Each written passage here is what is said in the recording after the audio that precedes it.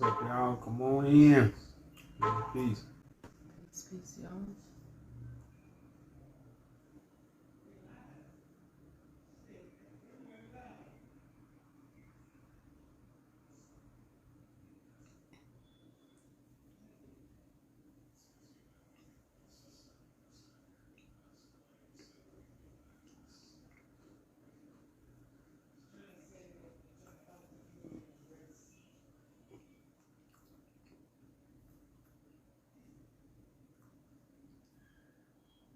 Y'all come on in. Come on in, Kim folks.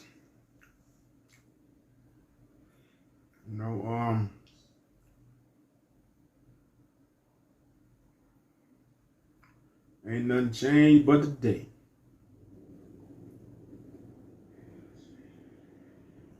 I'm gonna give y'all my little playlist, y'all. So we get some few guests in here, so y'all vibe to the tunes with us.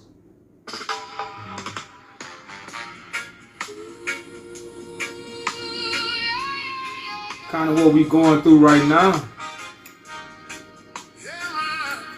Live from the motherland, y'all.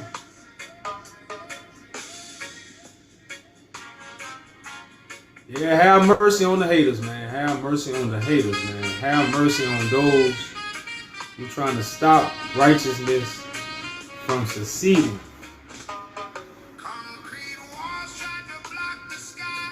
Smoke in the city make the children cry, but the roots go deep where the river flows, and truth is a seed that forever grows.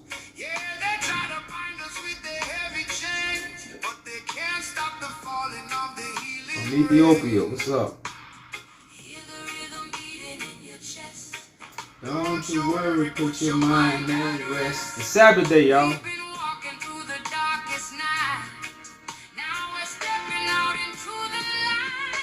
Rise up the sun, let it shine on the nations. Feel the power of a pure vibration. Tear down the walls. One love, one heart, sweet salvation. The new creation, y'all, huh? It's prophesied.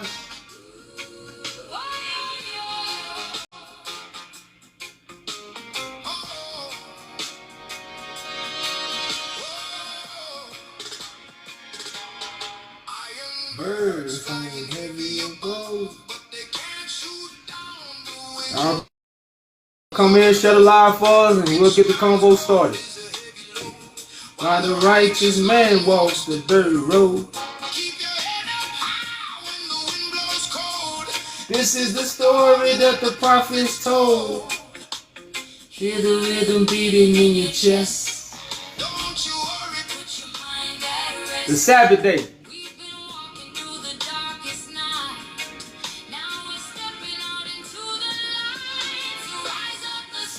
Peace, peace, family.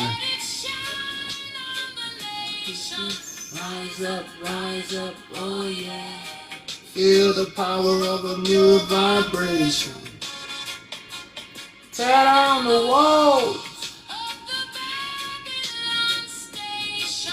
One love, one heart, sweet salvation. We are the dawn of a new creation.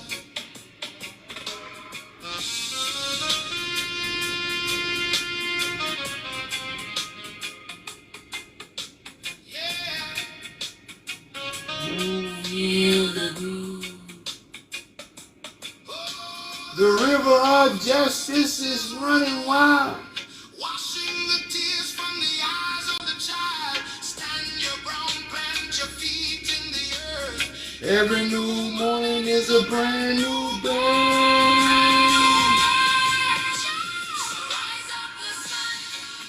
Let it shine on the nation.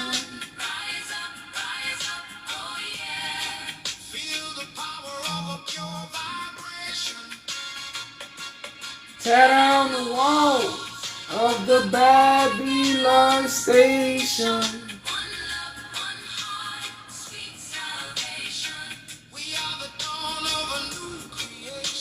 Y'all come in, share the live, and get the conversation started. Get a few righteous people in here. Get a few knuckleheads. Get a few haters. You know, whatever, you know. The truth can defend itself, y'all. The truth defends itself. And the truth needs footstools.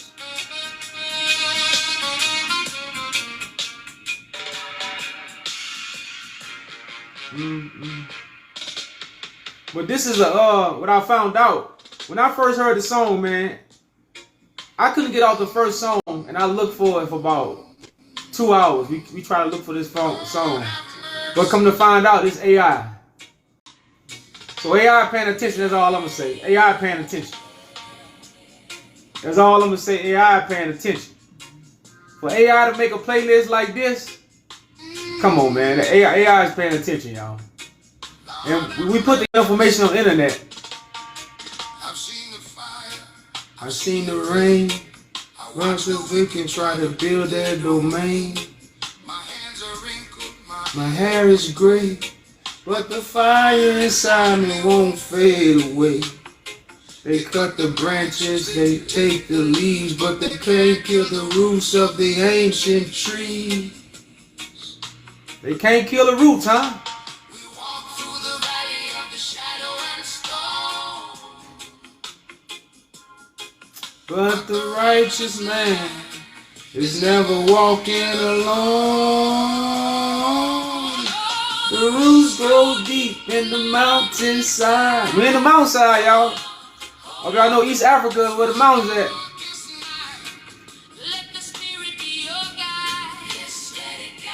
When Babylon falls and the city sleeps, we grow our strength from the ancient tree. I remember the days of my youth, running back in the valley of truth. Now the world is moving forward too fast, chasing an illusion that is never gonna last. So I sit by the river and I sing my song, knowing that the spirit is forever strong. We walk through the valley of the shadow and stone, but the righteous man is never walking alone.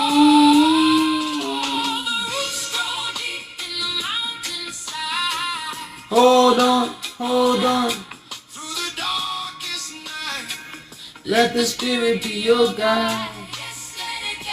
When Babylon falls and the city sleeps. Say the city gonna sleep when what? Babylon falls. We're gonna get our rest when Babylon falls, right?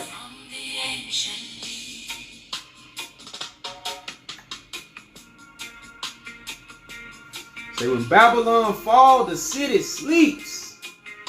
We get our rest, huh?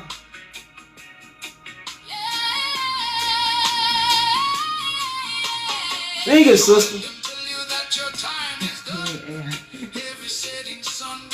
Well, that gotta be somebody singing, huh? AI put the voice on there too? Damn. The bitter herbs taste so sweet. So sweet. You can look at the bitter herbs as the bitter truth. Hold on, hold on. Let the spirit be. I think we got a guess, y'all. Let's see what it is. And the city sleeps. We grow our strength from the ancient deep. Deep down in the earth. We deep, y'all. Ancient roots. Never let it go. Ancient roots, man. Ancient roots, y'all. Hello. Hi guys. How are you? Hey, what's going on? Peace, peace. I just want to say I'm a huge fan. I follow you guys everywhere. I've been following your trip in Ethiopia. I've been seeing both of your speeches at the conference you had a few days ago. And I see the movement. I've been following you for a while now, but I just want to bring my perspective to what you guys are doing. I am an Ethiopian. I've been out of the country for a while. I'm not a a big person. I am 27 years old, but you guys are doing so much for the movement. I mean, there needs to be a union. There needs to be a resurgence, and that resurgence needs to be based on something original. I would think, and I'm not saying Ethiopian culture or history is original. What my perspective is that the biblical perspective is not going to work, because a lot of Ethiopians take this as I don't know if you know the word Exabher, or that means God in Ethiopia. I think you've heard it so many times if you've been in Ethiopia, and that word originally it doesn't mean God. A lot of cultures have the word God. Like, for example, in the Bible, if you go, it says God. God is not a name. It's a title, or I don't know. It's just a noun. It's not I don't know how to explain it, but Exabher is it's a name. Yeah, it means the god of the sea. Exia means God, and Bahar means sea. So it's what I wanted to explain was we did have culture before Christianity, before Islam, and the movement is pretty awesome, and I support you guys all the way. And but it needs to have some form of book. If it's not the Bible, what should it be? I don't know what it should be, but I've been seeing arc evolution. All right, I think that's it. But I think you need to. Yeah, one thing I want to add into that would be the script. I am everything. I hate almost everything about the religion, but the script. The script, if you study it for a while, it's one of the most amazing scripts. I can write in 3 languages, and I can barely read 4. And there's nothing like the Ethiopian script. You have over 200 sounds with 7 rhymes. That's like music notes for every consonant, and you can literally write any language in Ethiopian script. And if you adjust a few alphabets in the Ethiopian script, you can basically write every language. It just needs a few additional sounds that it doesn't have. So a culture needs a script. People need a script to communicate. A movement needs some form of mediation to communicate. And from all of this, if you want to take something, because I've been following you everywhere, and there's been so many ideas, but if you want to take something out of this, just reform the Ethiopian script and make people learn it. What is Islam? Islam is a script, literally. It's just the Arabic script of a story, and it connects people across cultures. That's what it is. And it's not just you need something mechanical, not just, a movement that is, that's reaching people, because it needs to move people. And that's my suggestion to all of this. And if you want to ask me any questions from the Ethiopian perspective or any other, I would be so happy to answer you guys. And yeah, I just support whatever you're doing because yeah, we need that. Respect, brother. Respect. I think it's definitely, man. If you've been following us that long, we have a good brother that's also a part of our mission. That's here. He speak Geese. He Orthodox, and he understand the mission. I don't know how much you understand it, but he understand it totally. And over here in Ethiopia, they have something called the prophecy of Tedros III. And what we have been able to do is to prove that's the same prophecy in the Holy Bible. And this is the disconnection. So your idea is perfect for what we are trying to do. You know, and this is the reason why I created this book. And this book is going to be translated in Geese. I mean, not I'm hard. Not it's gonna be translated in Amharic for the Ethiopians, for the connecting them to what we are doing, like you said, in their language, so they could feel it and understand it more. I would suggest translating it in the script, meaning that you can translate it in Orominya. I think if you're in Ethiopia, you know certain other languages that are spoken outside of Amharic. There's Orominya, Afar, Tigrinya. Most people use the Latin script in some of these languages. I don't know if you noticed, but all of them, even every language outside of Ethiopia, can be written. If you have a Ge'ez specialist in your panel or in your team, they would know this. You can even write English in the Ethiopian script. You can literally write French, English, and any other language in the Ethiopian script. It's not the language, it's the script. Like you can use Latin script to write many languages, and you can add diacritic marks on them if you have, any other unique sound that you don't have in that language. So what I meant by, we need a script to be united, that's what I meant. So just like Islam, if we had a book that is not just, about right now, but about life in general. If someone is just born and is just, picking that book up and reading it, they must have a starter's guide to life. It's not just about, we need a movement. That book needs to be about, we need a movement right now, and this is a life guide for you in, wherever you are, whenever you are. That type of book, and written in, I'm not even suggesting it needs to be an Ethiopian script, but some script that unites us. And yeah, that's my take on it. And I would like to, to hear Arch's, perspective on this as well.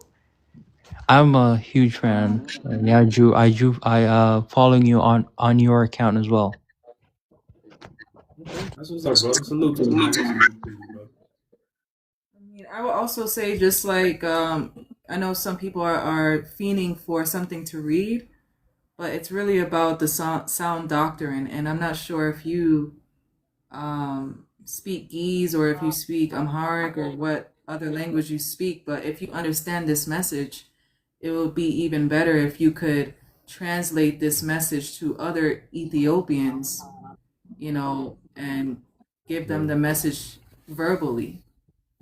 Yeah, it's not about there are people, there are huge even factions inside Ethiopia. If you spoke especially Amharic or even other language, there are like extremist groups that you wouldn't even imagine in Ethiopia. I mean, ideologically, you wouldn't even imagine, like, you would not expect those ideologies to be, to be being discussed about in Ethiopia. But it wouldn't go to the masses because you need some sort of structure. They believe in religion.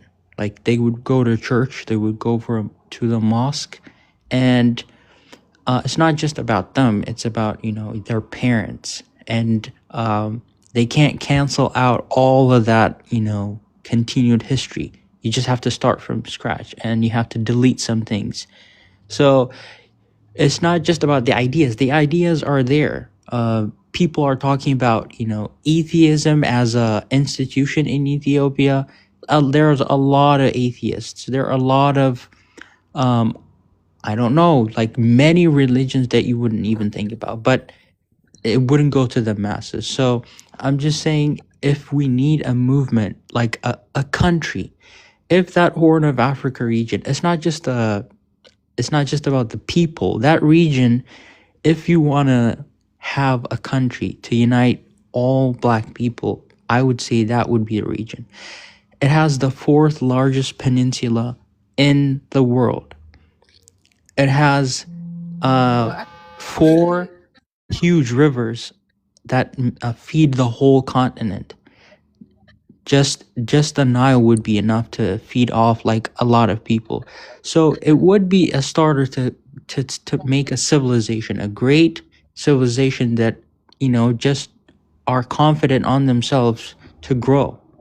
So that's what I'm saying. That's my perspective, and yeah. But I would just say, like, it's not about getting like the whole of everyone to get a part of this movement, because we know everyone is not going to agree. So we're Exactly. not trying to gravitate everyone. It's just a few that understand, so we can start this government, because everyone is not going to be part of the government. Exactly. We need a government. We need like a structure. A government is needed to reform like the world. You need a unit. A unit is the government. So we start with a region that is, clearly like ready for this. Everything is there. Like the history is there, the people are there, the resources are there. So what in my opinion is missing is just the software. And you have to start somewhere. And that would be for me a script. Like a way to communicate, a way to express your ideas, like a way to make a joke. It's like yeah, so you like people die, and so they retain their memories through writing, through expressing their emotions. So that's my view, like right now. That's what You I'm know, seeing, and I just wanted to let what it you out saying? and tell you guys. Yeah. And see, Right. like I said, that's why I held this book up, because everything you said, that's the reason why we created this book, to All right. bridge that gap. Because everybody don't watch our lives, everybody don't go watch our videos. We know that, but when you create a book and put those ideas in a book, everybody have the opportunity of those who want it to get the picture clear, because we've been taught how to read. Everybody read. That's how we process information. So everything you're saying is the reason why we put this book together. The exact reason why we put this book together. Yeah, I appreciate you guys for doing that, and I don't have that book right now, but I would like to hear what it's about, like entirely. Yeah, check it out, brother. It's on the you can look it up on the website, and it's on Amazon too. Alrighty, appreciate that. Oh, it's called The Return of the Brave Niggas. The Return of the Brave Niggas. Yeah, I believe words have power. We need, like, people create words. Words are just convention. So if we had a script, we would create as many words as we need to record our life. That's how the movement is started, in my opinion, and you guys are doing that. And if you especially translate this into Amharic, that's like one great step. And if you translate this into other Ethiopian languages, especially using the Ethiopian script. And if you just, personally study the Ethiopian script, it wouldn't take you a month, but it's like 200 letters, and they're insanely powerful. They can let you express yourself in so many ways. And I would just, suggest you to study. There are no other scripts in the world like that except the Indian Devanagari. They're called Abugida. Latin is called alphabet. The Chinese is called logogram, and the Arabic is called abjad. And Ethiopian is unique on its own with the Indians. It's called Abugida. It's named after Ethiopia. Abugida is an Ethiopian word. The Indians. I got a question for you. When you say India, you talking about the continent India Yep. and next to. Yeah, the continent of India has so many scripts, but they use the Sanskrit and Devanagari script. And there are types or ways of writing. For example, if you have the alphabet A, B, C, Ds, you have consonants and vowels. And if you have like the Arabic scripts, they don't have any vowels. Right? Just it's the same as Hebrew. And if you come to logogram like Chinese and Japanese, they don't even have a sound. They just use logograms to represent ideas, syllables. So that means they don't have sounds. Like there's human, a stick person, house, something. They don't have words. When you come to Ethiopian, it's called Abugida. It's a different way of reordering words, meaning that you have one sound, and for that one consonant, you have 7 vowels. So we have 33 letters and 7 vowels. That gives you 200 and something letters, and it's a really cool way of expressing yourself if you just give it your time. Man, we might need to call you so you can teach us some languages, man. God damn, man, you did surgery on me, bro. Like, you got a head on your shoulder, bro. Yeah, man, we definitely might have to call you, brother, so you can teach us some languages, man. I'm up for it anytime, bro. Okay, man. Brother, we followed you, sir. So yeah, definitely appreciate that knowledge, brother. Definitely appreciate the idea, and man, just looking to move forward with you, brother, and build more, man. All right, you guys keep doing what you're doing. I hope you guys are in Ethiopia right now still. Yeah, I would suggest starting a movement before, whenever you leave. If you guys are leaving. If you're not, that would be great. Stay there. But if you are leaving, just talk to a few people and create a Telegram channel. It would be maybe something forgettable for you guys, but it would grow into something much bigger, I would say. So that's a last suggestion I would make. Just create a group of Telegram channel just focused on, Ethiopia, because we're just living in a bubble. If you've noticed, yeah. Okay, that's what's up, brother. That's what's up, man. And you in America? I am in America. I'm studying. I am in a college right now. But I left Ethiopia when I was 14. Tried to reconnect and discovered so many things. Yeah, I'm just. Okay. Yeah. That's what's up, brother. What's up, man? We definitely gonna be in touch with you, brother. Like I say, appreciate the ideas, and definitely salute to you, brother. All right. Appreciate you, Aju. You guys keep going, and I'll see you guys next time.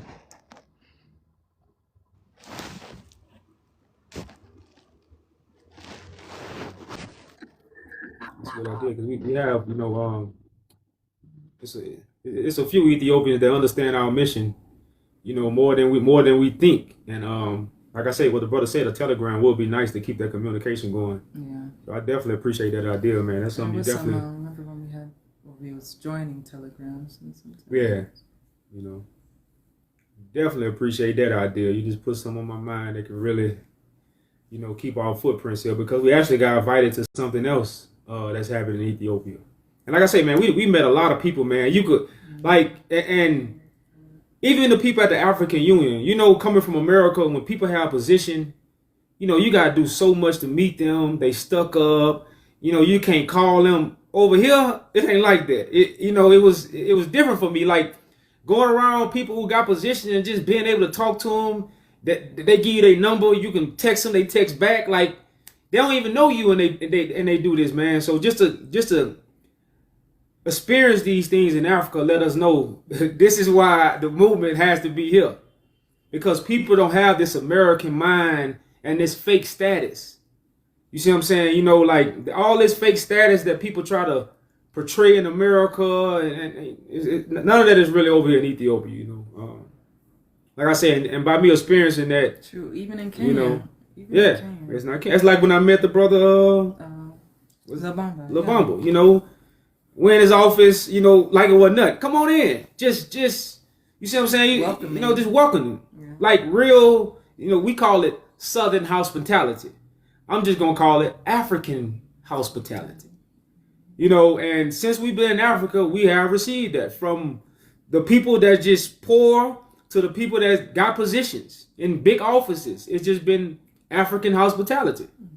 You know, where you can really come over here and talk to people. We are still in Ethiopia, yes.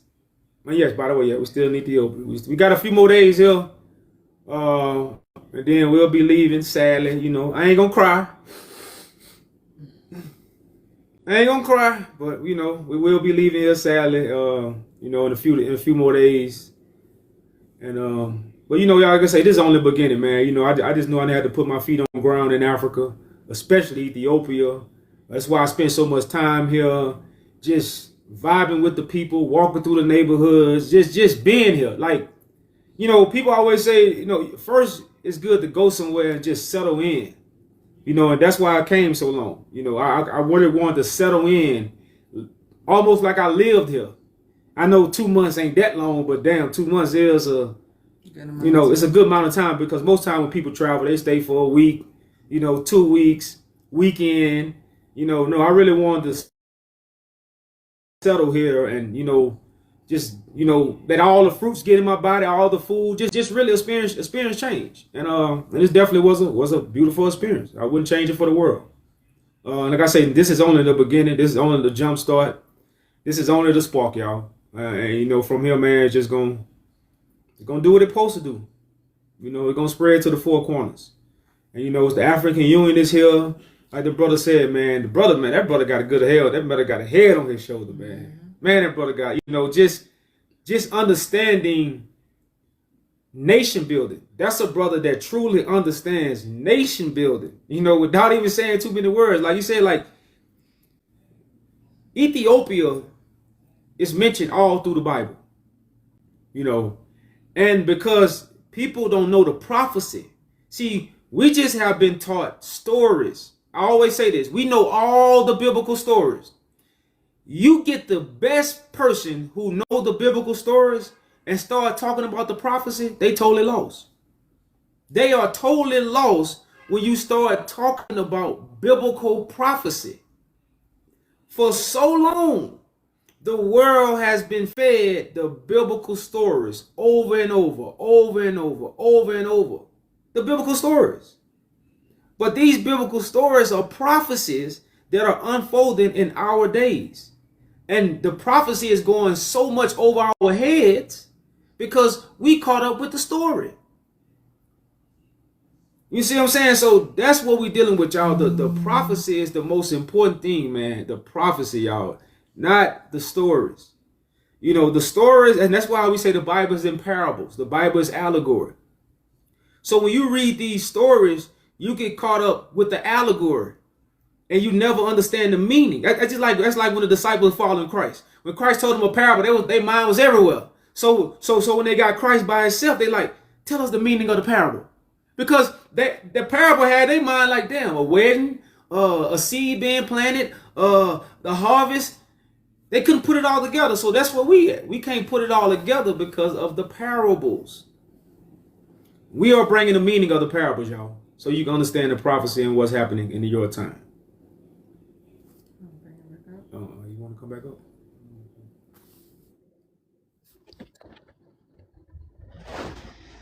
Hey guys, I rejoined back. I forgot to mention a few things. I am sympathetic to the biblical narrative, because there are a lot of things that that are not uncovered yet, especially if you know about Yeha, Ethiopia, and that northern region.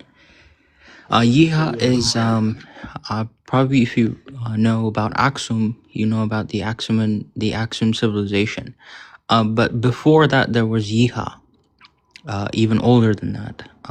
Yeha was the capital of Da'amat, and Da'amat was a civilization that was, I think, maybe the only, or it could be a few, that was on both sides of the Red Sea. The Sa'abans of the Yemens and the Da'amats of the, this side of the Red Sea were almost the same civilization. They worshipped the same God, had the same people, and were probably, and most probably definitely, melanated. So that was the history. And Da'amat had a capital called Yeha. And that northern region had a conflict for, I don't know, as long as I can remember. And the politics, when you go deeper into Ethiopia, that is the center of it.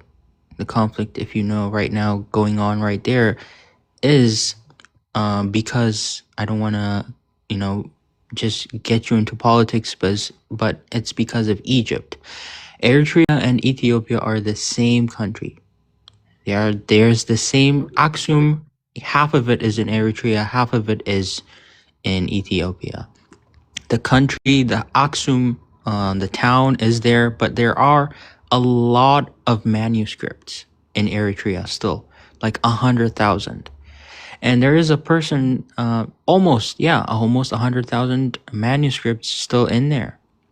And there is a lot of history buried. And if you go to Yeha, they're digging up a castle, a huge castle, and because of the war, it's been stopped for 8 years. Okay. And there is a lot of things buried there. That's why I'm sympathetic to the biblical history, even if there is no divine intervention in all of this. There's a clear connection of history that is, if you know, I don't know if you know this, but half of Saudi Arabia is filled with Ethiopian script, the one I told you about. Half of it. That is how much the extent went. So it's insane. Like, Islam is based upon an Ethiopian king called Abraha trying to destroy the Kaaba. That's literally what the Quran is. And Muhammad tried to stop this king called Abraha, and he succeeded because of Allah. That's literally their religion. And this king called Al-Najashi, which is Nugus, he is the, he is the person who granted Muhammad asylum to his people. There is a clear connection. That whole history was there. There are melanated people still being, still being oppressed in Saudi Arabia right now. There are indigenous. This is a clear connection. That's why I'm still mentioning the script. So that's the story. There's still things being dug up, and Egypt is trying to, make a war in that region, even in Sudan, even in Ethiopia. So we can't dig anything. If you see the geography of Ethiopia, there's a huge gorge or rift valley that separates it. That was the border throughout history. There's the north and the south. So the north has a lot of buried things that can't be dug out because of the war. And that's what the Arabs, I would say, I'm not against the Arabs, but that's what they're doing. Gotta tell the truth. Hey, so I want to ask you a question. Where do the Yaju How you say it? It's not really It's Yaju. kind It's, of it's like kind of like it's kind of like the word Yaju, but it was a big dynasty up there in the north too. You ever heard of those people? The Yaju. Yes. dynasty. I know about Yodit. Yodit was a Jewish, not queen but princess in Ethiopia. This was in Yeha. So when Christianity came in Ethiopia, she had a Jewish tribe, and this Yodit Gudit, she was her family was destroyed by the churches, and when she rose to power, she destroyed the kingdom of Aksum. That's all I know. But the Yaju people, It's YEJJU. YEJJU. They said the branch of the Oromo people. The branch also- of the Oromo people. It's also spelled YAJJU. It is a whole that region is a whole tribe of. It's the way I see it. If you want to take my perspective, the way I see it is two separate tribes. Two separate tribes of Cushitic speaking and Semitic speaking. And this is the tricky part. People say the north part is Semitic. Like there's a clear connection to Shem or Shem. But that's true, but it's about the language, not the people. If you test the blood north and south, it's almost literally the same. They're both Cushitic, but the language is Semitic, not the people. But the language is Semitic. When you go to the south, yeah, the Yaju people, even Somali, I don't know if you know this, Somali people before Islam were the same people as Oromo. Oromo and Somali are pro-Cushitic. They're pro-Cushitic, meaning they spoke the same people, they worship the same god called Waka. Waka system it's kept in Ethiopia still. We have the Irecha festival, which is which is the Waka is like a god, like it's like the same Bible as it's like the same story as the Bible, but a little different. There are two gods, male and female, and they created people. And we have a story, but it's not like a written story as the Bible. So Waka is like the god of that religion. And the Somali people used to be Proto-Cushitic, let's say, the same people as Oromo. So that whole region is tribally connected. Yaju, Darod, it could be Hawiye, it could be Borana, it could be Guji. All people in the southern region are all the same. They're all the same because there is no other land that is connected to it except Yemen. Because Yemenis still came in and Ethiopians went into Yemen, that's true, but any other connection is with the southern region. So there's Somalia and Ethiopia. And if you've noticed what I said, the fourth largest peninsula, I meant the Somali Peninsula. The Somali Peninsula is not Ethiopian peninsula, but there are two rivers that go from Ethiopia to Somali. There are two rivers. So that coast and Ethiopia are not like disconnected. They're the same. If you know about Egypt, you know that. If you know about Egypt, there's the Nile River, right? The Nile River is connected to Egypt and it originates from Ethiopia. It's the same with Somalia. There are two rivers that go from Ethiopia to Somalia. So that whole region is geographically cannot be separated. If you separate it for 100 years, there's going to be something because the coast is going to need water, and the inside is going to need a coast. So that's what the Italians did. That whole region was the same, and when they came in, they just said Ethiopia was not colonized because they wanted Eritrea to be separated from Ethiopia. Ethiopia was colonized by Italy, and they took Eritrea. They don't want us to admit that we were colonized because they don't want us to connect with Eritrea. Every other country in Africa has gained their coast or their territory back that was colonized. Even if you go to Angola, they have a country, they have a region that's not connected to their landmass, which is a huge country, Angola. And they're separated by DRC, which is an enclave. They have an enclave which is separated by the Democratic Republic of Congo. So even like countries that are separated have kept their territories, and Ethiopia was told they were never colonized because they don't want it to connect with the Red Sea. The Red Sea is a huge corridor. I don't know if you know. A huge corridor, yeah. And like they don't want it to connect to that region because it is the strongest entity right there, and there should be some form of influence, but there is not. It's locked. It produces everything inside.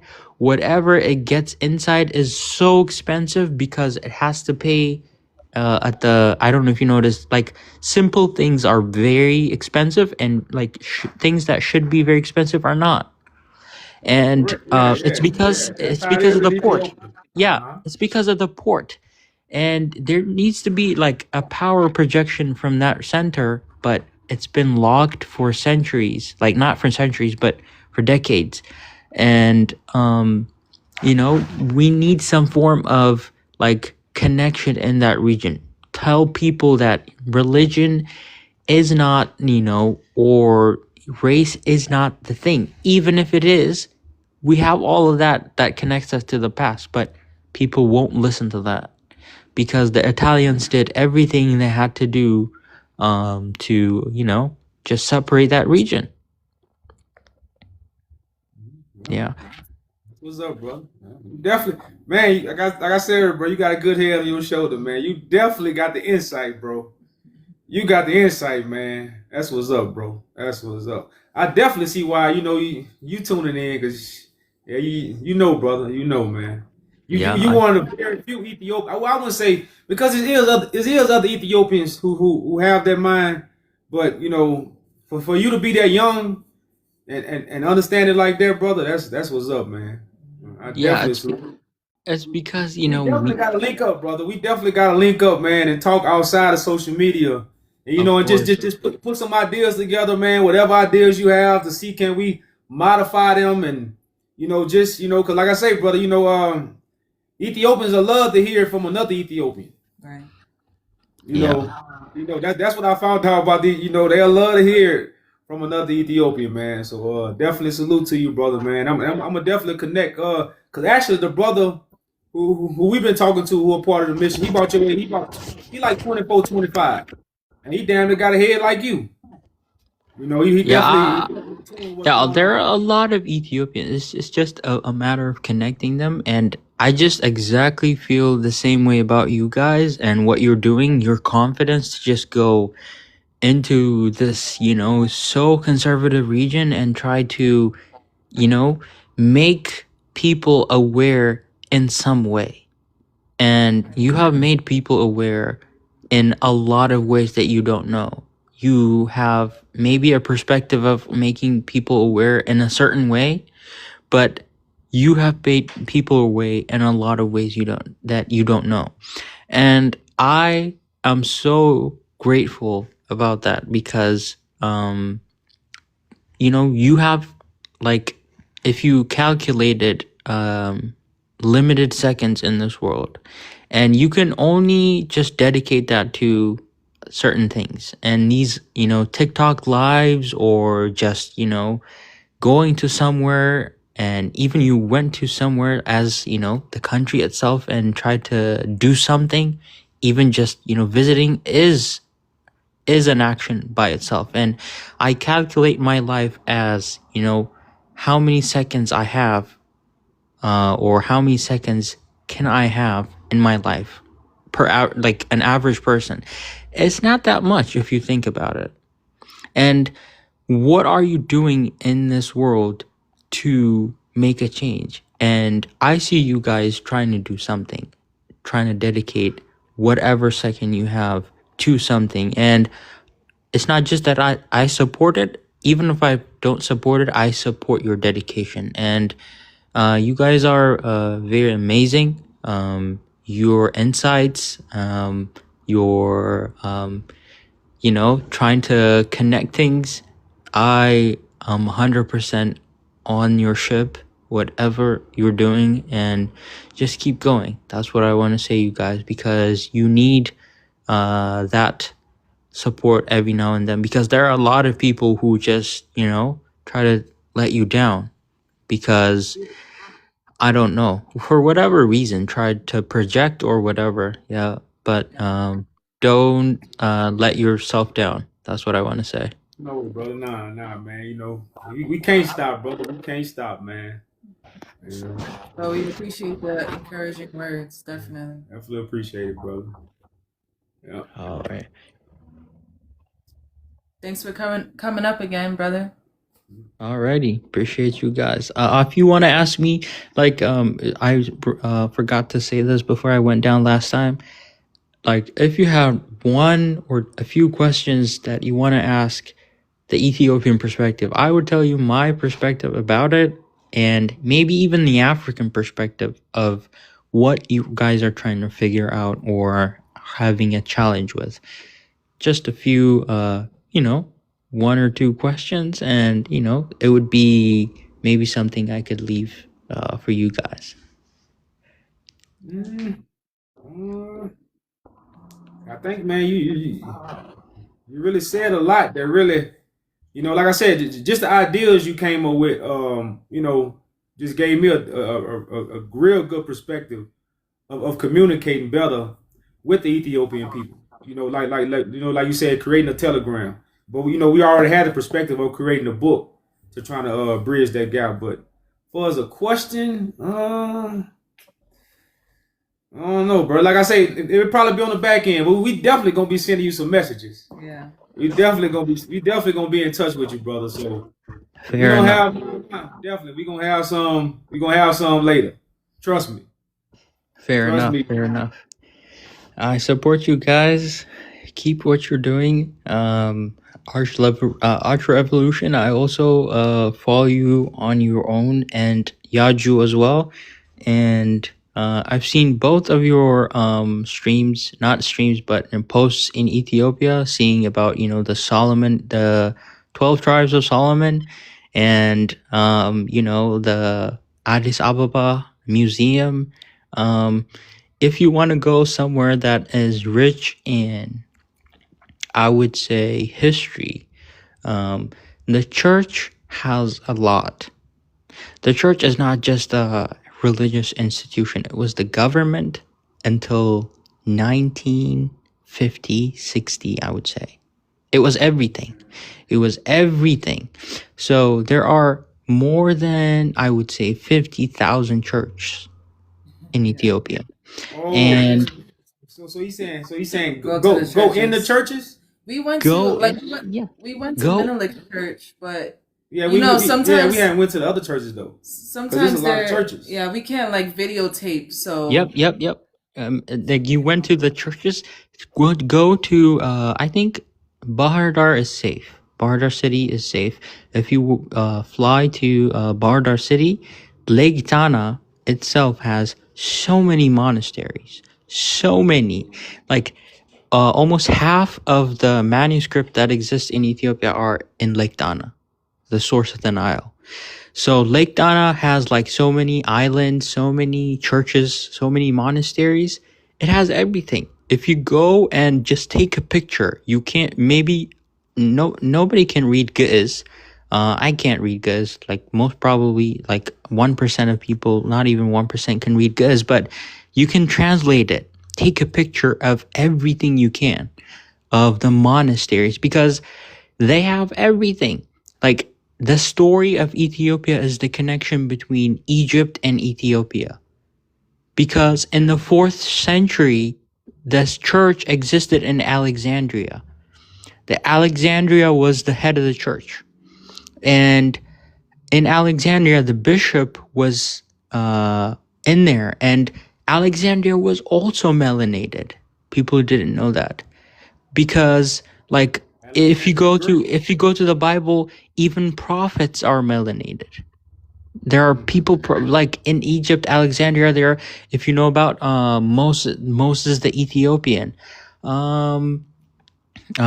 Enoch the Ethiopian. Yeah, Enoch is probably Ethiopian. I'm guessing, but that is they say Enoch the Ethiopian.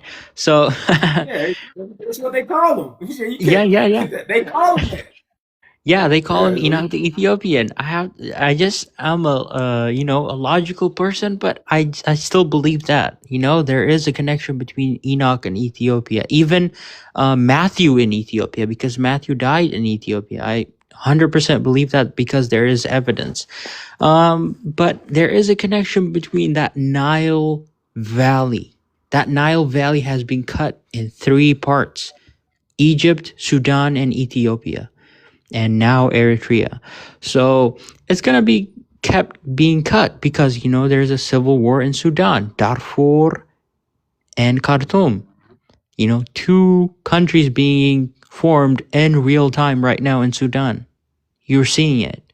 That happened while I was in high school in South Sudan. South Sudan is a new country right now. So that's going to keep happening between the Nile civilization. That river generated everything. It generated everything, but it's now being cut into pieces to corporations and people. So it's sad to see that, but we have you guys, so I have hope. Just inject whatever enlightenment you have. Whenever you were there, as much time, as many seconds that you have, you don't think that you're enlightening some people in a certain way, but you are doing it in so many divergent ways that you don't know. And I haven't shipped on I haven't boarded on your ship in the perspective that you think. So I would say just keep going. Just keep going. Yeah, we can't stop, brother. We can't stop. We too deep in it, man. So this is actually our life, brother. That's why when we hear brothers like you, like I say, you just give us more energy, man, to definitely continue. Because we know, man, once it's all said and done, y'all gonna be the ones that come forth and really, tie all the loose ends. Yep. Like I said, we just doing the grassroots works that God has enabled us to do, gave us the ability to do, to bring people like you to tie the loose ends. So yeah, man, we definitely ain't gonna stop, brother, and definitely appreciate the encouraging words, brother. And like I said, we definitely gonna be in touch with you, bro. You gonna be it's young people, all over the place. Like in America, if you speak, median age is 49. If you speak in Africa, median age is 17. Just keep that in mind when you speak out a word. That's what brings people around you. That's in Ethiopia, it's 19, and Niger, it's 16, and Nigeria, it's 19. I can tell you every country. And Africa is going to rise. And your words are so influential, and you don't even know it. And I think you know it, but you don't know the extent that it goes. So just keep speaking whatever you're speaking, and it's going to bring people into some destination. So, yeah. That's what's up, brother. That's what's up, man. Appreciate you guys. Yeah, we'll be talking soon, brother. Alrighty. Thank you, guys. Peace.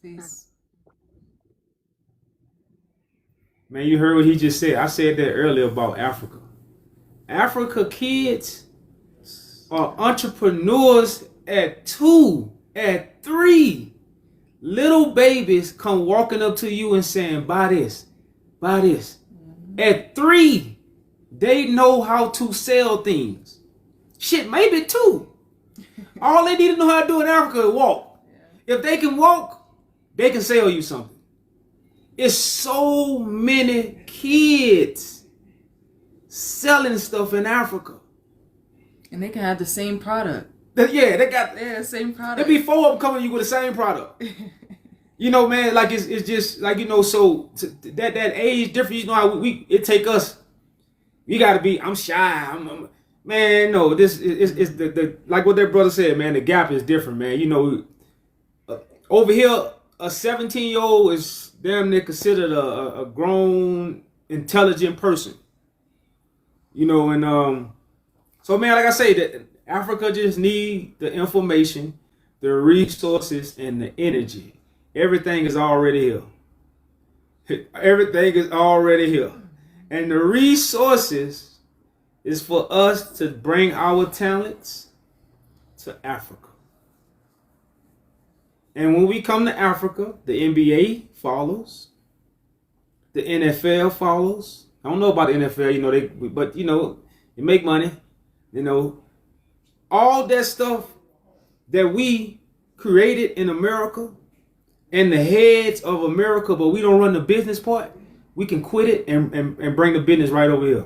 You'll have more fans. You got bigger space. You know, like I say, y'all, that's just all that's in the comment, man. You know, some stuff is better unsaid. You know, but those things y'all on the rise, man. That's what's really, you know, people. That's gonna help us build our infrastructure in Africa. You know. Is it duck? I don't know if that's even real.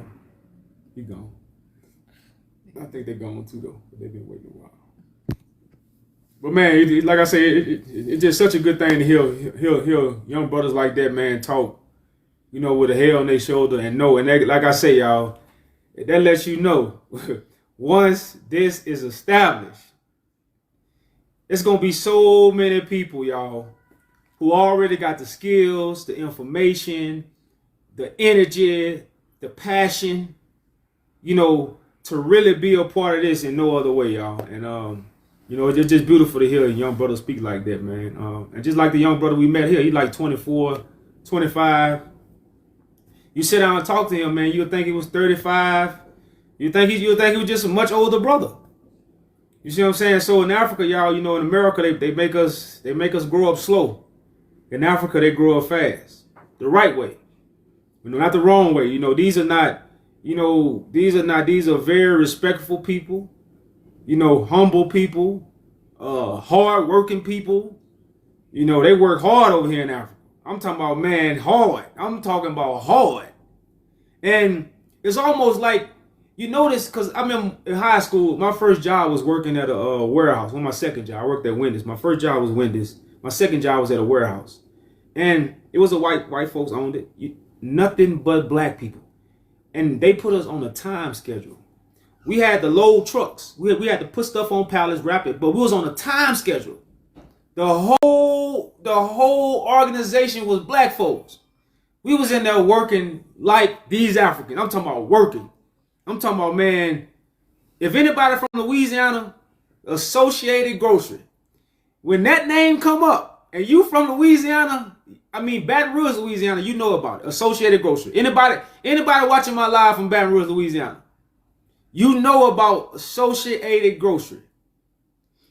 It was a warehouse where you worked from the time you hit the clock to the time you clocked out. And you had to work until the work, because you had a certain number you had to fill. 50,000, 60,000, 80,000. And you had to get it done that day. So either you got it done early, most of the time the loads were so crazy you couldn't get it done. You had to work 12 hours. And that's why a lot of us wanted to go there.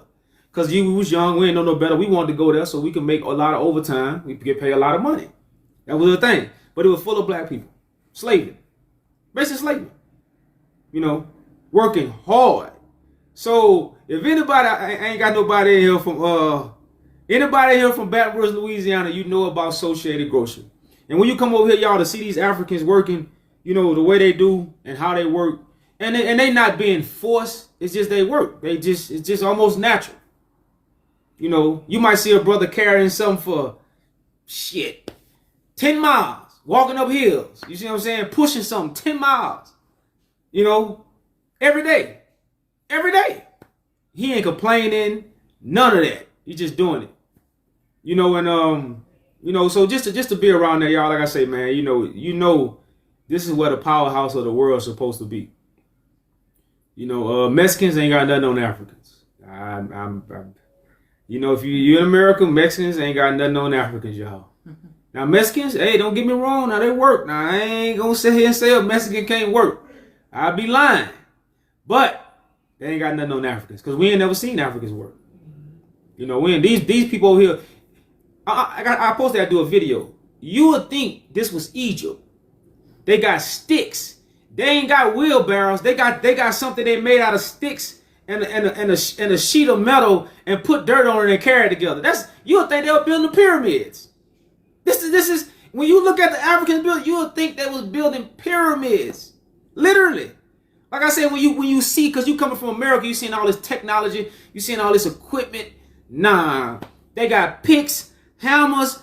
You would think they are building pyramids. It's crazy. Women, everything. You know, you would think they was building pyramids, y'all. The way they do the manual labor, man, and shit all day.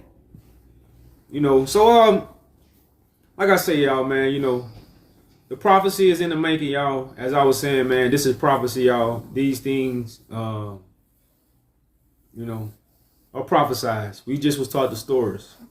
We showing you prophecy. You say the Mayans did that too. I don't even know who the Mayans. The Mayans are Mexicans. They have pyramids too in Mexico. Okay. I know I heard of the Mayans. I heard people talking about it, but yeah, y'all. Do they get paid for? Yeah, they get paid for working. Yeah. They probably get less. But you know they're not getting what Americans getting. You know, like and Africans get paid once a month. Well, I Ethiopia. I don't know about every African. I know Ethiopia. They get paid once a month. Certain ones. We don't know all. Well, no, that's how Ethiopia. Everyone? Yeah, Ethiopia. Yeah, they don't get paid. You know, when we talk to the doctor. Yeah. They know the Uber. Okay. Yeah, the doctor. You know, it's one time a month. That's how they get paid. Ain't no every week, every 2 weeks. You know, and stuff over here is cheaper, y'all. So you can't just call it unfair wages. I think it should be higher. Of course, you know, because people, I would want someone a little comfortable if they're working that hard. Just my human nature, my human soul.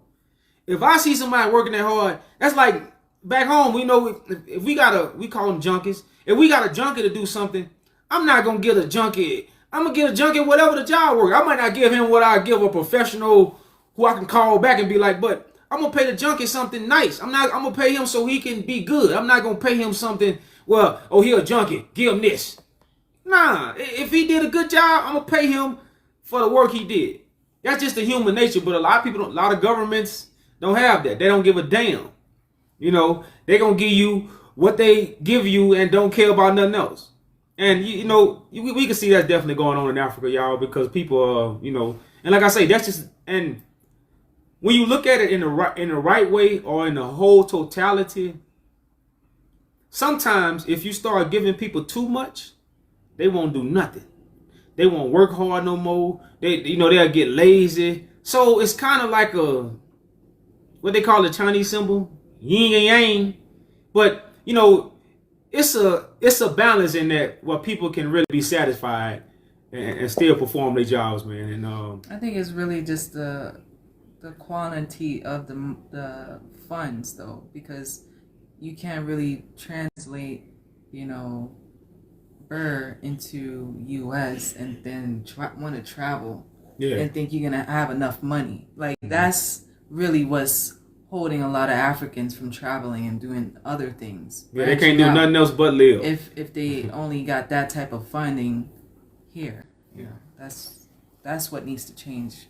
But that's government wise. That's with the government. That's why when we come here, we create jobs. You know, you gotta think about the music industry, the NFL, the NBA. All this create mega jobs, y'all.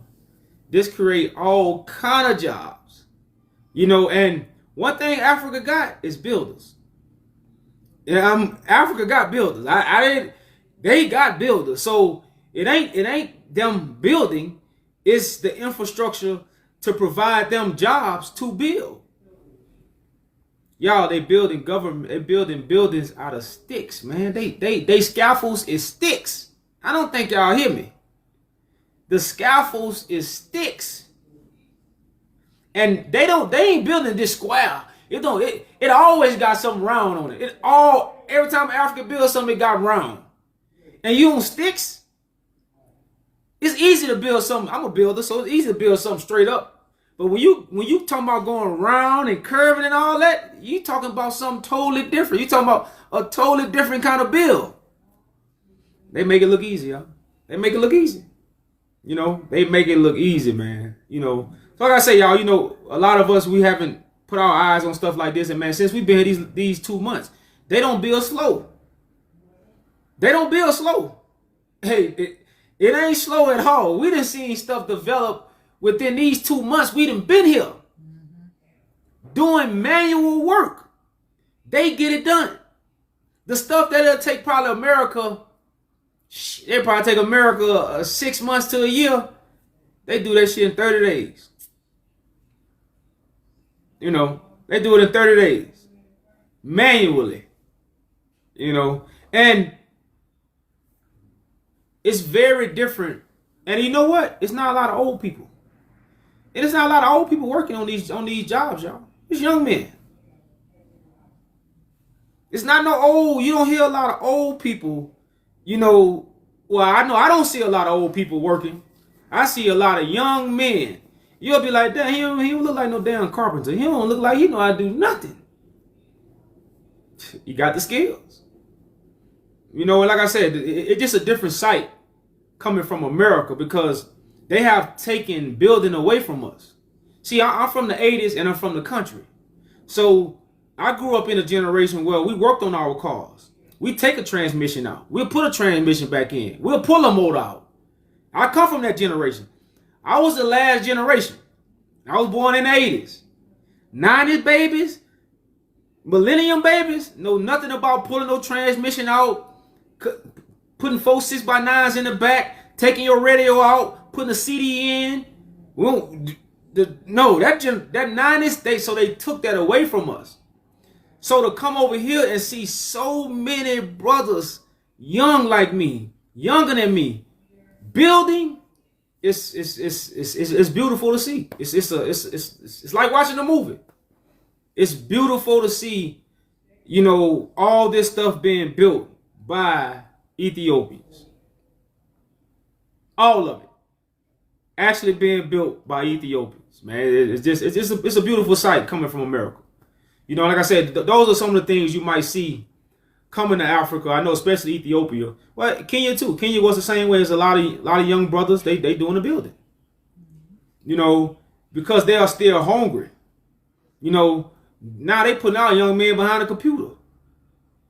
You know, which, okay, that's a job. I don't get me wrong. It pay the bills. It feed your family. I'm not mad. Every man don't need to be behind a computer. That's not. You know, some men gonna have to go behind the computer. But majority of men don't need to be behind no computer.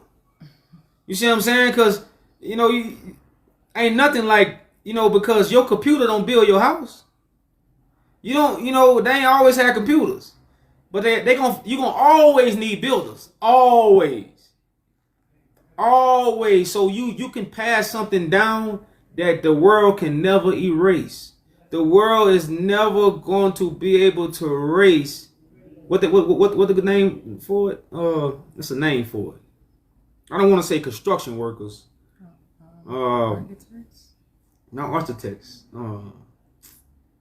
Builders. I'm just gonna say builders. But the world can never erase builders. You'll never be able to erase builders. It's something, you know, tradesmen. You know, like that's what they have taken away. And I have picked up a few trades myself. And I wish I was told this when I graduated. I wish I would have dropped out of high school and went into trades. You see what I'm saying? Like, so many of us don't see or is not introduced to a trade until really it's too late. Like, when you get 30, 35, 40, you don't have no energy no more. You want to be settled. But we should be introduced to trades in 10th grade, 9th grade. They should be preparing us men for trades. But guess what? America used to do that. But you know what black people was doing? We was selling in it. We was getting our own business. So what the white man did? I don't want that. I don't want these brothers coming out doing nothing. So what? They took it away. They took it out of schools. When you went to high school, you went into mechanic, you went into welding, you went into electrician. All this stuff was in high school. Cause matter of fact, like I say, I'm the last generation. You know, I took a welding course in shop. I took an electrician course in shop. I took wood in shop. I took drafting in shop. I knew how to draft 3D, isometric. I did all that in high school. I didn't know what the hell I was doing. I ain't have no man come to me and say, "Hey man, you know you drafted, man. That pay $100,000 a year." You see what I'm saying? I took all these things in high school. I didn't know what I was taking. And the blessing, I had my brother, my oldest brother friend, he went into pipe fitting. That's what got me into pipe fitting and welding. Other than that, I wouldn't have went into it because I wouldn't have seen, I didn't see no young black man in it. But I seen a young black man in it. So after maybe 4-5 years after high school, that's when I went into it. Maybe 4 years. I went into pipe fitting. You know, then I went into welding. But a lot of us don't, like I say, if I wouldn't have had my brother friend, I would have never went into it. I would instead have been trying to work at warehouses. I would have been seeking warehouses. You know, chump change, breaking my back. You see what I'm saying? But like I said, we the last generation. I was introduced to these things, and I still didn't know what I was being introduced to. You know. So, but when you come over here, y'all, your maintenance man, your plumber, he gonna look like you. You know, like I say, that's just something we never, you know, coming from America, we don't get that. You know, shit, in America, a black man can't do too much. He don't get a black man. He gonna mess it up. Nah, black man gonna mess you up. You know, that's what we hear in America.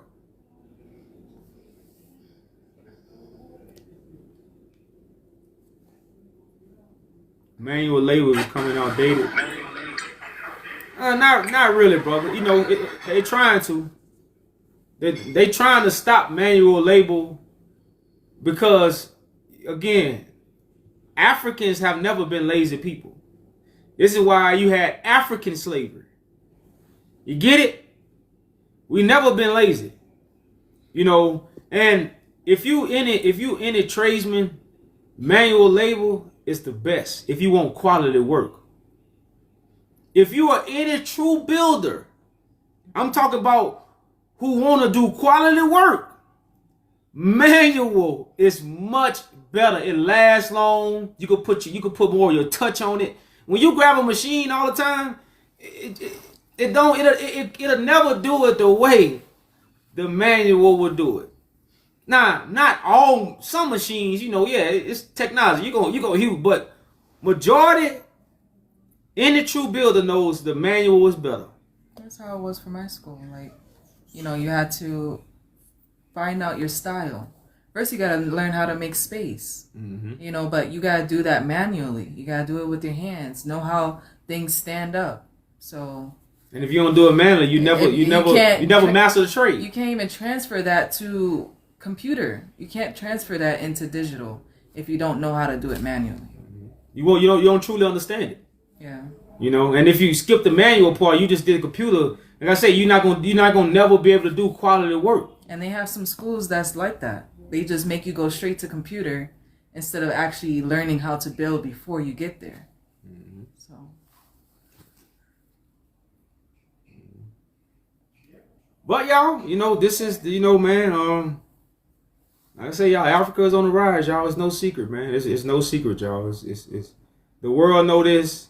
Like I say, we just as people, man, we have to unify around the right information. You know, at this point in time, you know, this is why you have it's crazy how at the time the prophecy is being fulfilled, everybody is able to become a teacher. You know, 20 years ago, you didn't have this many teachers. 10 years ago, you didn't have this many teachers. Now, all of a sudden, everybody is a teacher. And you know, it's a scripture in the Bible where it say the devil gonna come down with great wrath because the devil know his time is up. Now, I don't want you to get hocus pocus because I'm a reality brother. I'm a reality till can't get no more reality. You know, that's why I fell back from a lot of stuff and say, God, I know you there. When you show up, you're going to show up. Because I'm a reality person. You ain't going to... When I always tell this story. When I was little, I was in church.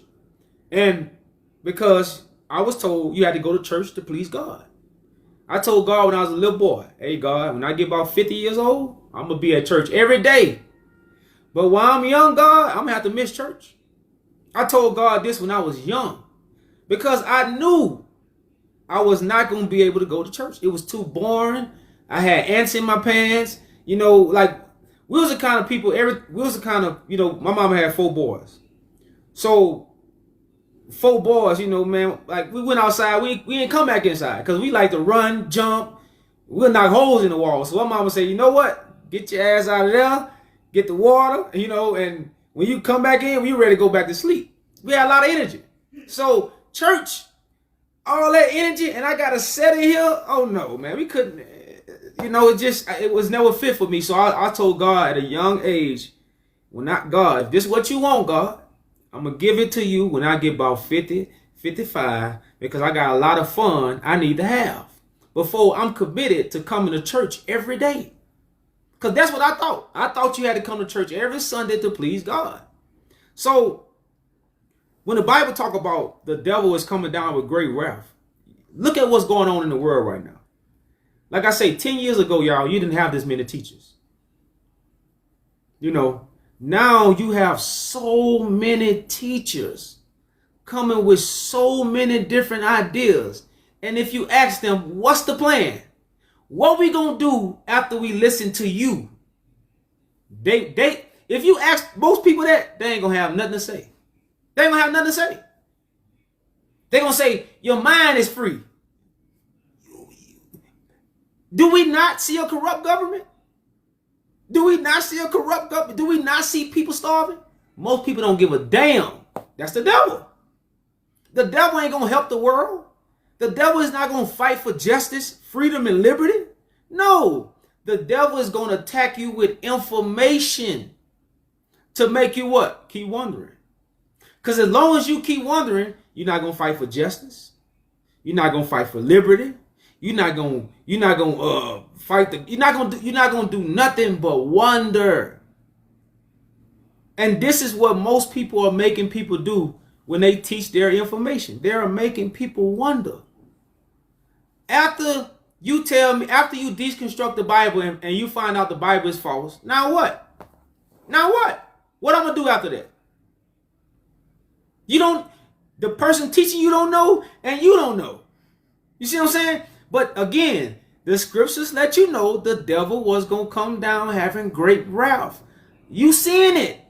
You seeing the great wrath because, y'all, just like God heals people, deception heals people. You ain't never seen the devil. Nobody ever seen the devil. So where's the devil? It got to be in people.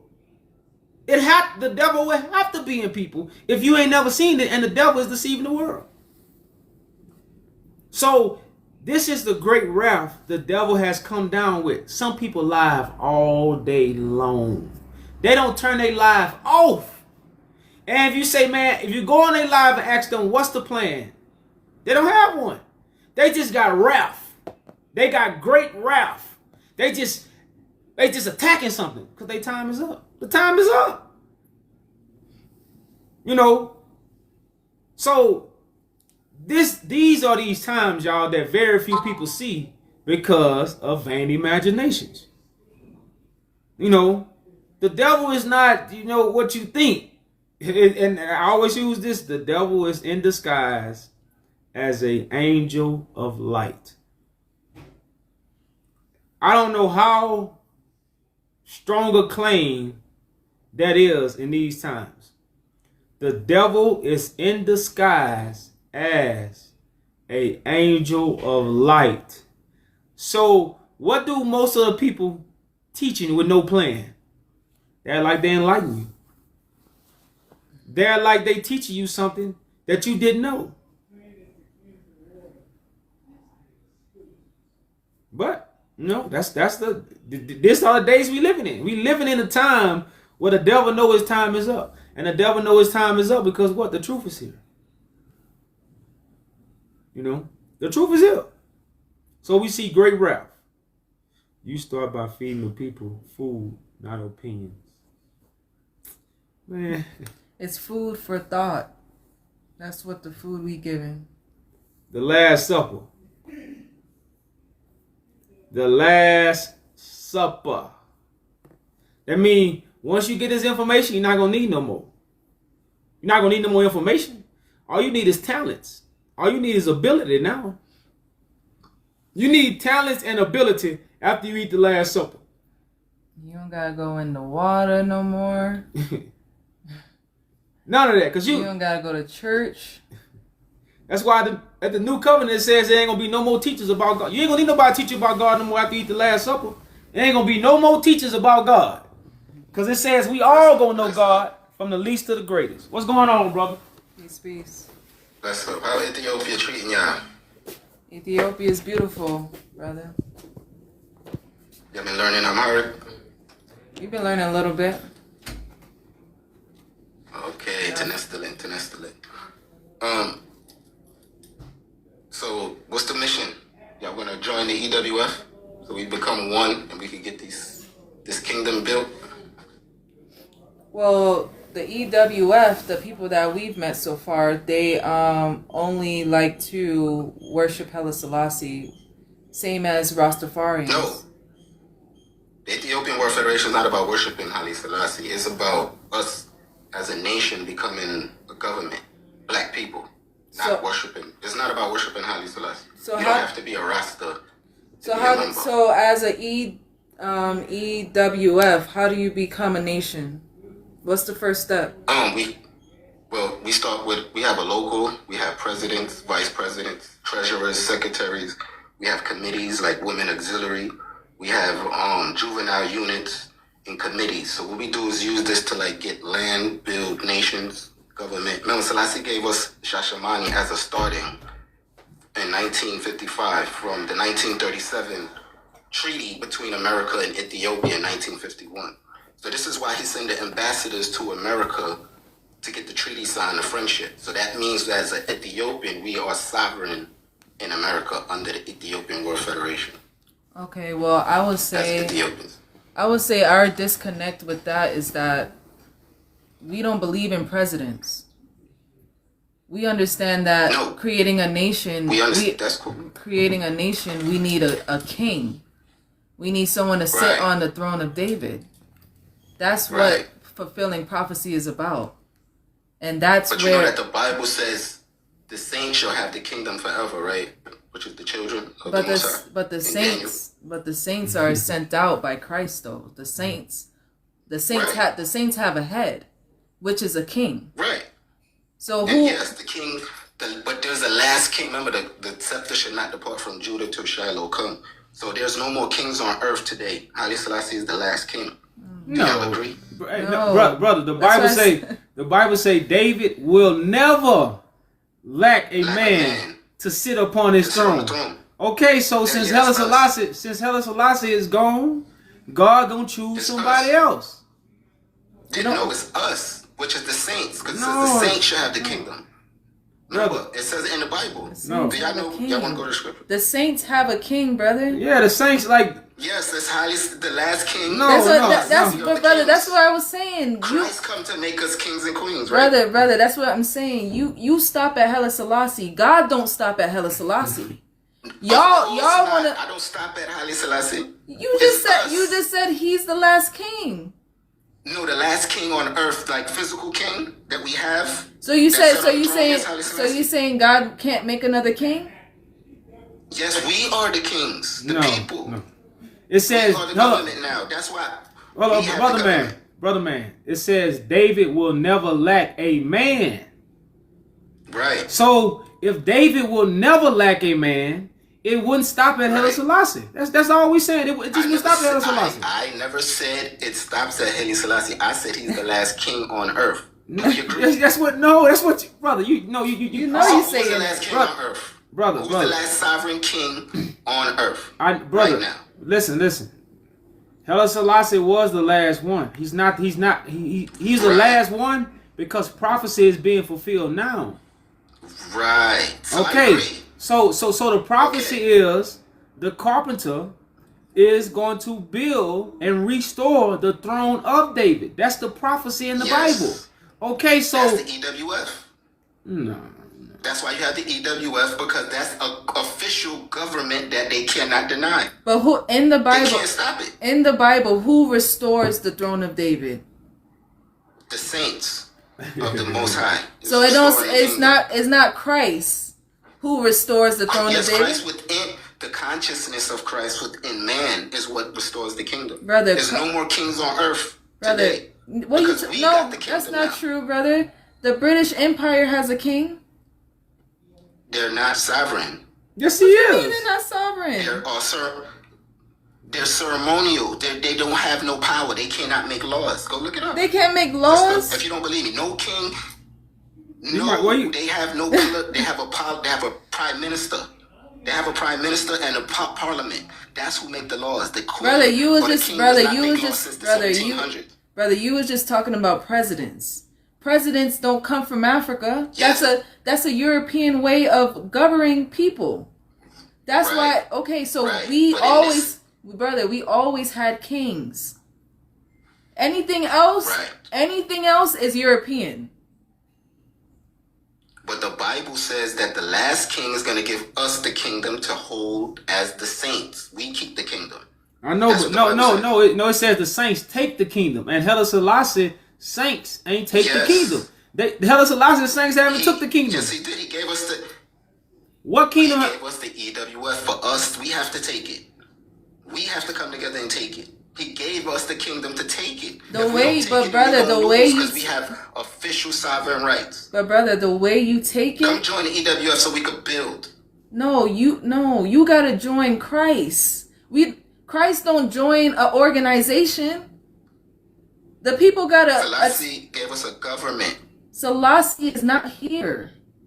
You don't got no government. That's why he gave brother, us the brother, government. you don't, brother. That's why we have presidents, because we have a king. What? Where's the king? Haile Selassie. That's what he's Haile doing. Selassie is That's the what- king. Selassie is not here, so you don't have a king. A king is a living man. That's why brother, he says. brother, a king. Remember, Selassie says he'll be replaced by the oncoming generation, right? Y'all remember that quote? Yeah, and That's that us. generation will have a king. Hold on. Okay, well, look. No, he never Hold says on. that. He will be replaced by the oncoming generation. Hold on. No. This is what Haile Selassie said. Haile Selassie said David will still defeat the giant. Now, That's after he beat Italy. He said that. no. Haile Selassie say he wasn't. He didn't say he was going to defeat the giant. He said David. Even in the 20th century. Okay, so he was prophesizing of someone else defeating No, the he giant. already beat. No. This is after he beat Mussolini, the giant Goliath. That's why he said that. He Even didn't in the beat 20th Mussolini. century, He didn't David- beat Mussolini, brother. He didn't beat He did beat Mussolini. Mussolini. Yes, he did. 1941. Tell us how he beat him. Tell us how he beat the Italians. All right. So when I he's the love you. only head of state to fight on the battlefield with his men, with his troops, the only king, he beat them in May 5th, 1941 by going in his country with his men and defeating them. It's facts. These are Brother, Brother, we not dumb. Hold on, come That's on. why he said, even in the 20th century, David was still slew Goliath, because he slew Goliath, which was Italy. No, brother. And the Bible Brother, tells you that brother.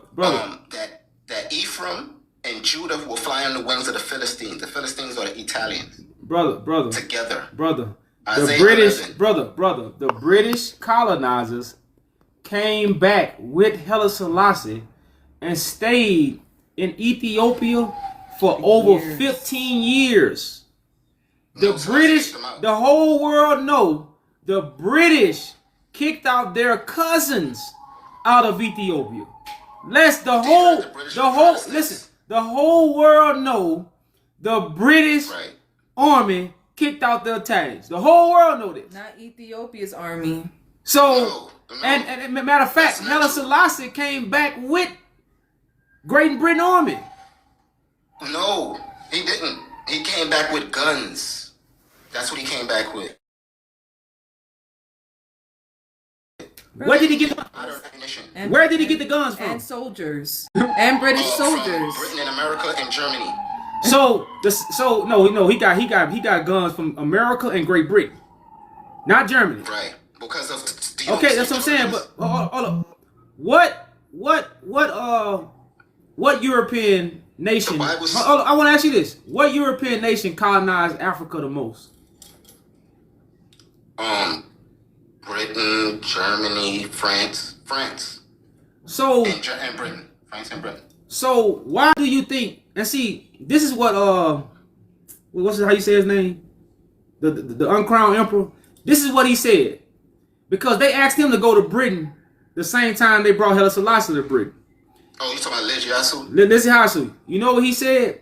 He said, "I would dishonor my ancient history if I go to Great Britain."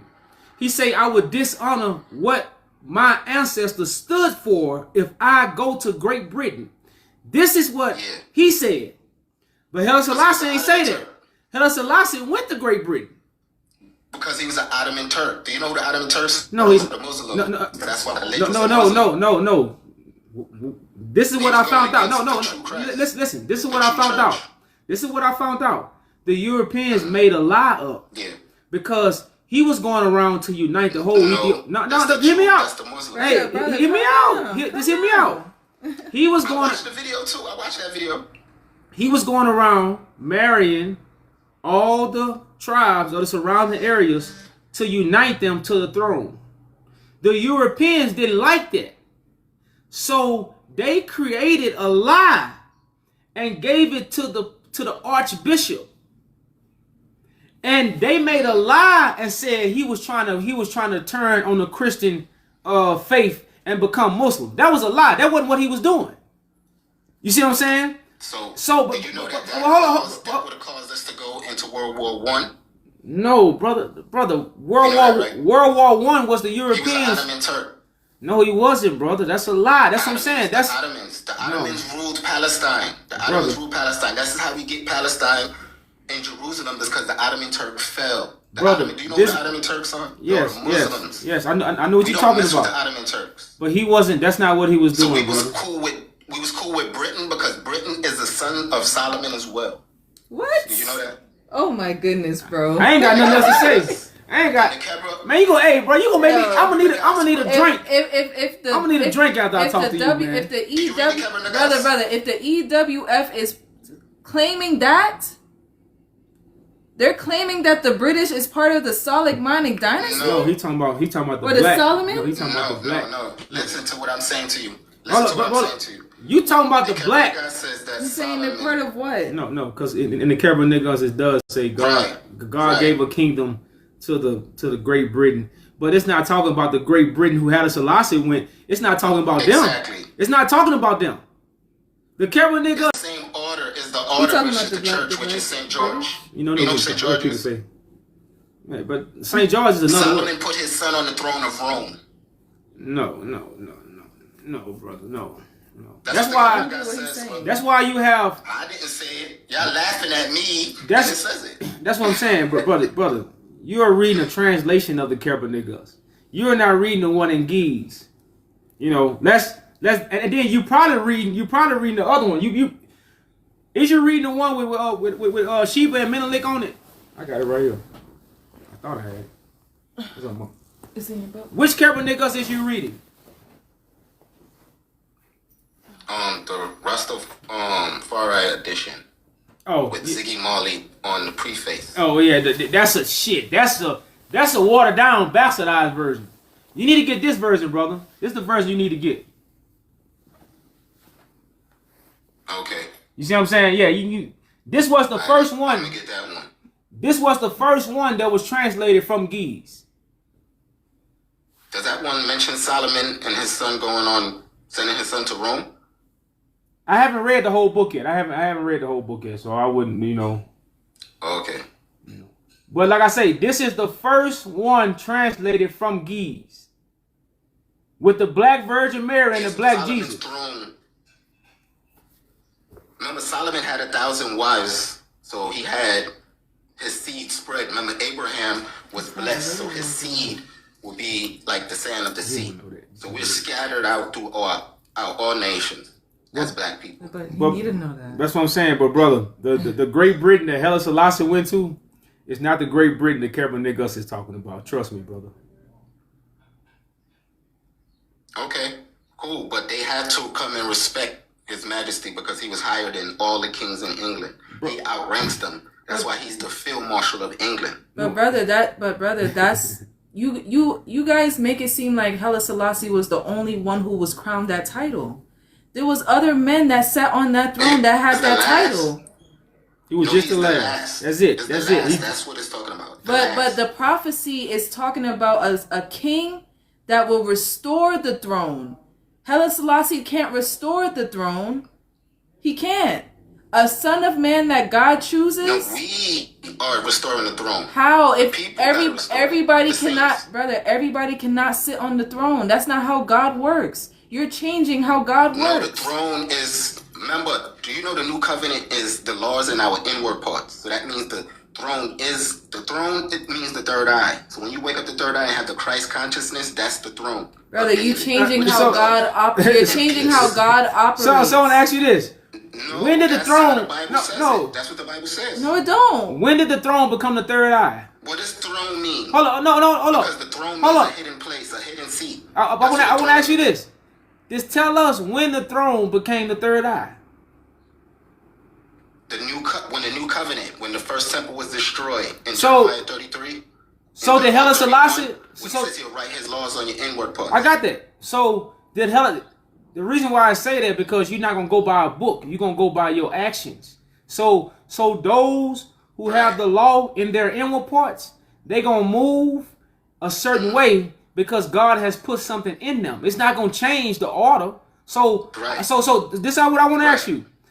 Did Haile Selassie bring the new covenant? Yeah, he gave us the Bible in 1962, the Geese version, So Bible, which is the new covenant, the seven seals. okay, so why Haile Selassie throne wasn't his third eye? If you read his speech, he says the Bible is he glories in the Bible. No. I His said glory, why? his weight is in the Bible. This is Haile Selassie throne. Right behind Why his throne wasn't his third eye? If he brought the new covenant. Oh, because that's the outward throne. That's the outward covenant. You have the new covenant, which is the inward parts. That's why the laws was written on tables of stone. And now it's written in our hearts because now we are the Christ. The new covenant is within us.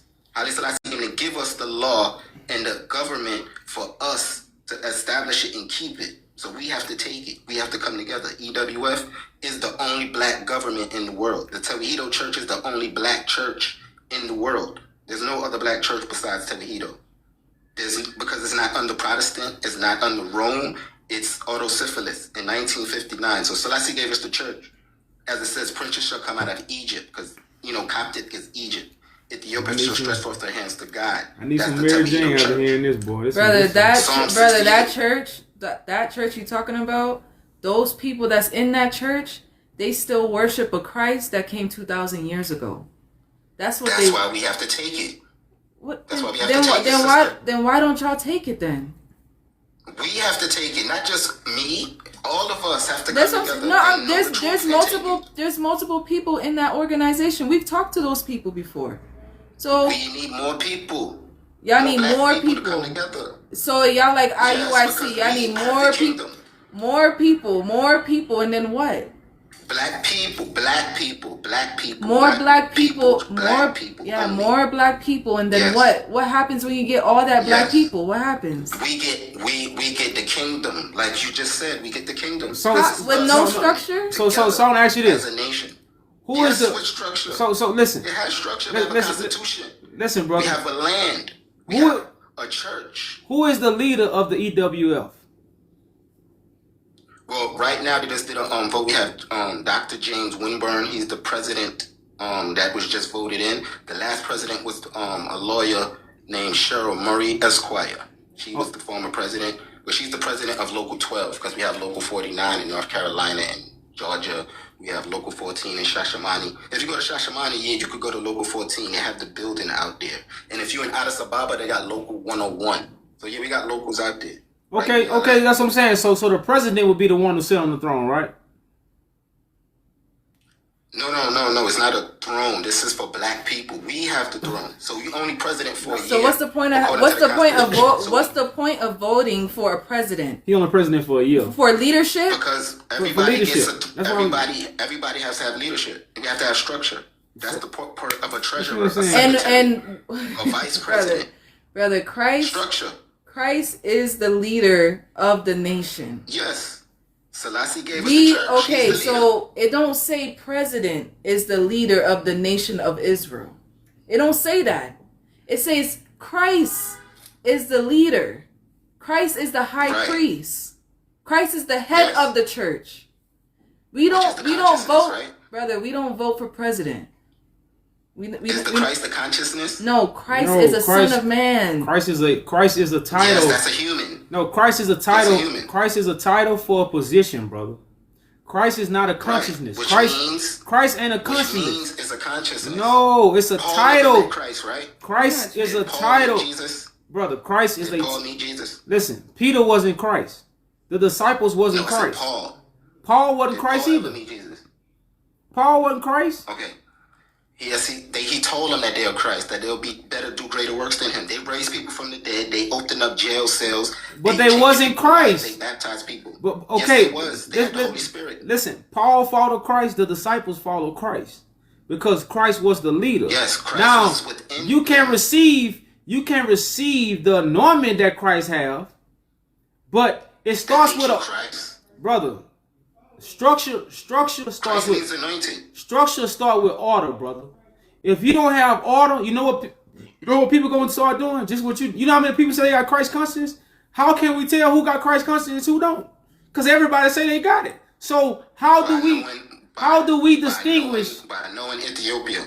Oh man, get out of here, bro. There's Ethiopians in Ethiopia that don't know about Ethiopian history, brother. So that's out of the equation, brother. That's why we have to take We it. need a cap That's why gun, we man. have to take it, sister. We need a cap gun. Brother, you don't know how to take it. That's the problem. You don't know That's why this. we have the example. The king took it. The king gave us the example how to No, take it. He brother. gave us this government, so take it. Brother, So first, that's how we learn, by the king. The king teaches us. Yeah. So, but Haile Selassie ain't teach everybody, bro. Yes, he did. No, He gave us the church, and brother. he also gave us the United Nations. Brother, To teach everybody peace and love. Hey, me In personally, 1963, he made the speech. I'm pretty sure you two, I never heard a Haile Selassie teaching in my life. Never heard a Haile Selassie teaching. Never in my life. That's on purpose? No. Would that be on purpose? That's on purpose. No. That's not on purpose because I've been anointed by God. Yes, My it is. teachings, No, they don't want you to know. brother. Like I said, I don't hate on Haile Selassie that much for me not to even hear his teachings. What I'm trying to show you is, I got this far and never got a teaching from Haile Selassie. You see what I'm saying? So for Now you it's to time. But now it's time to get into your Christ consciousness to come out. You gotta remember, Brother. knowledge only stops at the grave. Selassie teaches us that, so we gotta keep learning. We can never stop.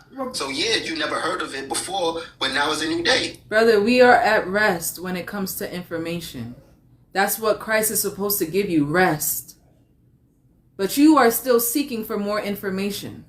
we know what we have to do. We always have to. No. Selassie taught us that. Always seek more information. Nah. Education. Oh, then He taught that. He built if he schools taught for that. that, You went to his palace that he turned into a school. if he taught that, Well, the Bible say too much studying is The weary. Bible teaches that. No, the Bible says too much studying is weary for the soul. You ever read that scripture? Can you give him that verse? Yeah, get that scripture where it No, what says verse is that? too much. It comes from Solomon. Sound like Solomon. Too much study. It says weary for the soul. And we got a lot of weary souls out here. Yeah, it might be original. You know, I might be chopping the verse up, but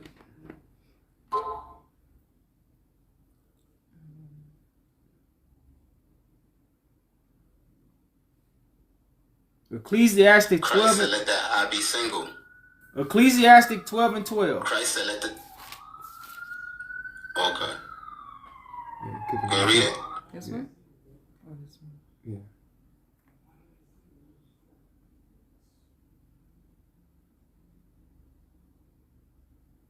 It says, Ecclesiastes 12 and 12, it says, and further by these, my son, be, what they say? Admonish of making many books. There is no end, and much study is weariness of the flesh.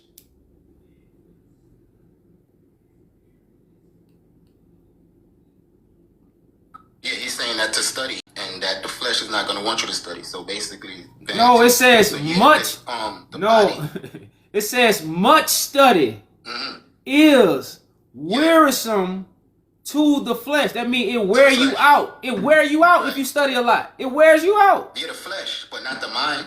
But not the mind, the body.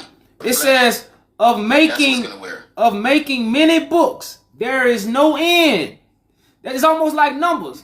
You can count forever. You gonna keep counting? You can keep. Right. You can read forever. So like it's somebody's. It's brain draining, brother. It drains the brain. It makes you weary. Yeah, the brain is flesh, right? But the spirit is not drained. That's why you have knowledge. Knowledge goes to the subconscious Hey, because it makes the flesh weary. man, we gonna use you as a salesman because you can sell anything. I think you can sell a fish water. You can tell a I'm fish. selling nothing. I'm just selling. Yeah, what the no, Father no, gave me. you said, brother, you're a good salesman. That's all I'm gonna say. You're a good salesman, brother. You quick with your words. You very quick with your words, homie. But trust me, I know. You know, like when you deal with, bro, a lot of studying, this is why you have the Sabbath day. You have God rest. It say God rest from all its works. So if God rested, you not gonna rest?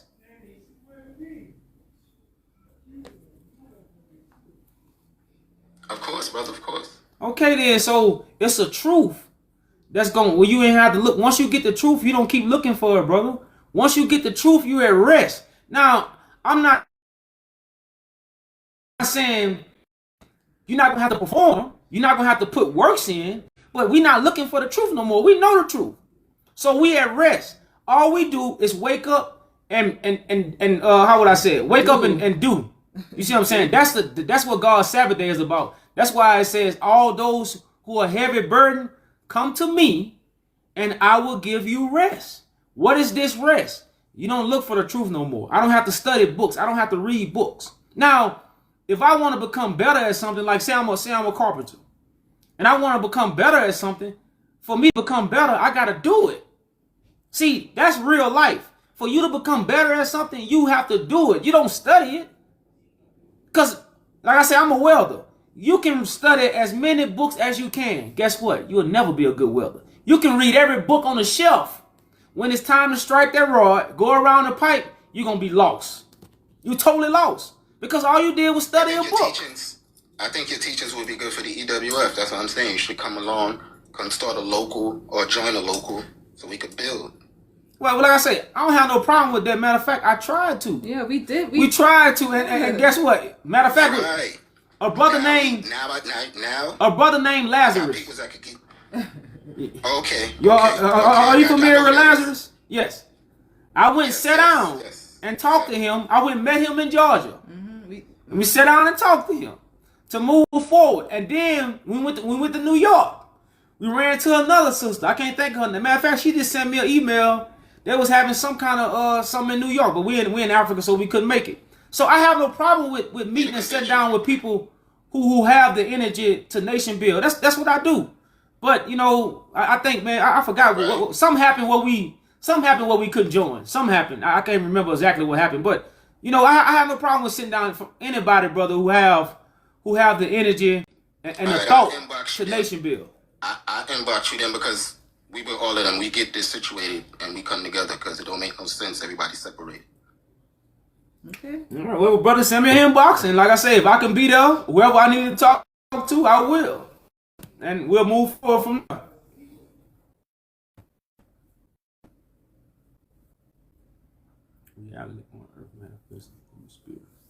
It's all about action, man. You know, like, you know, you might have to. Of course, you need a little book knowledge. You know, I'm not saying throw all the books away, but you don't need to keep in the books. The books slow us down.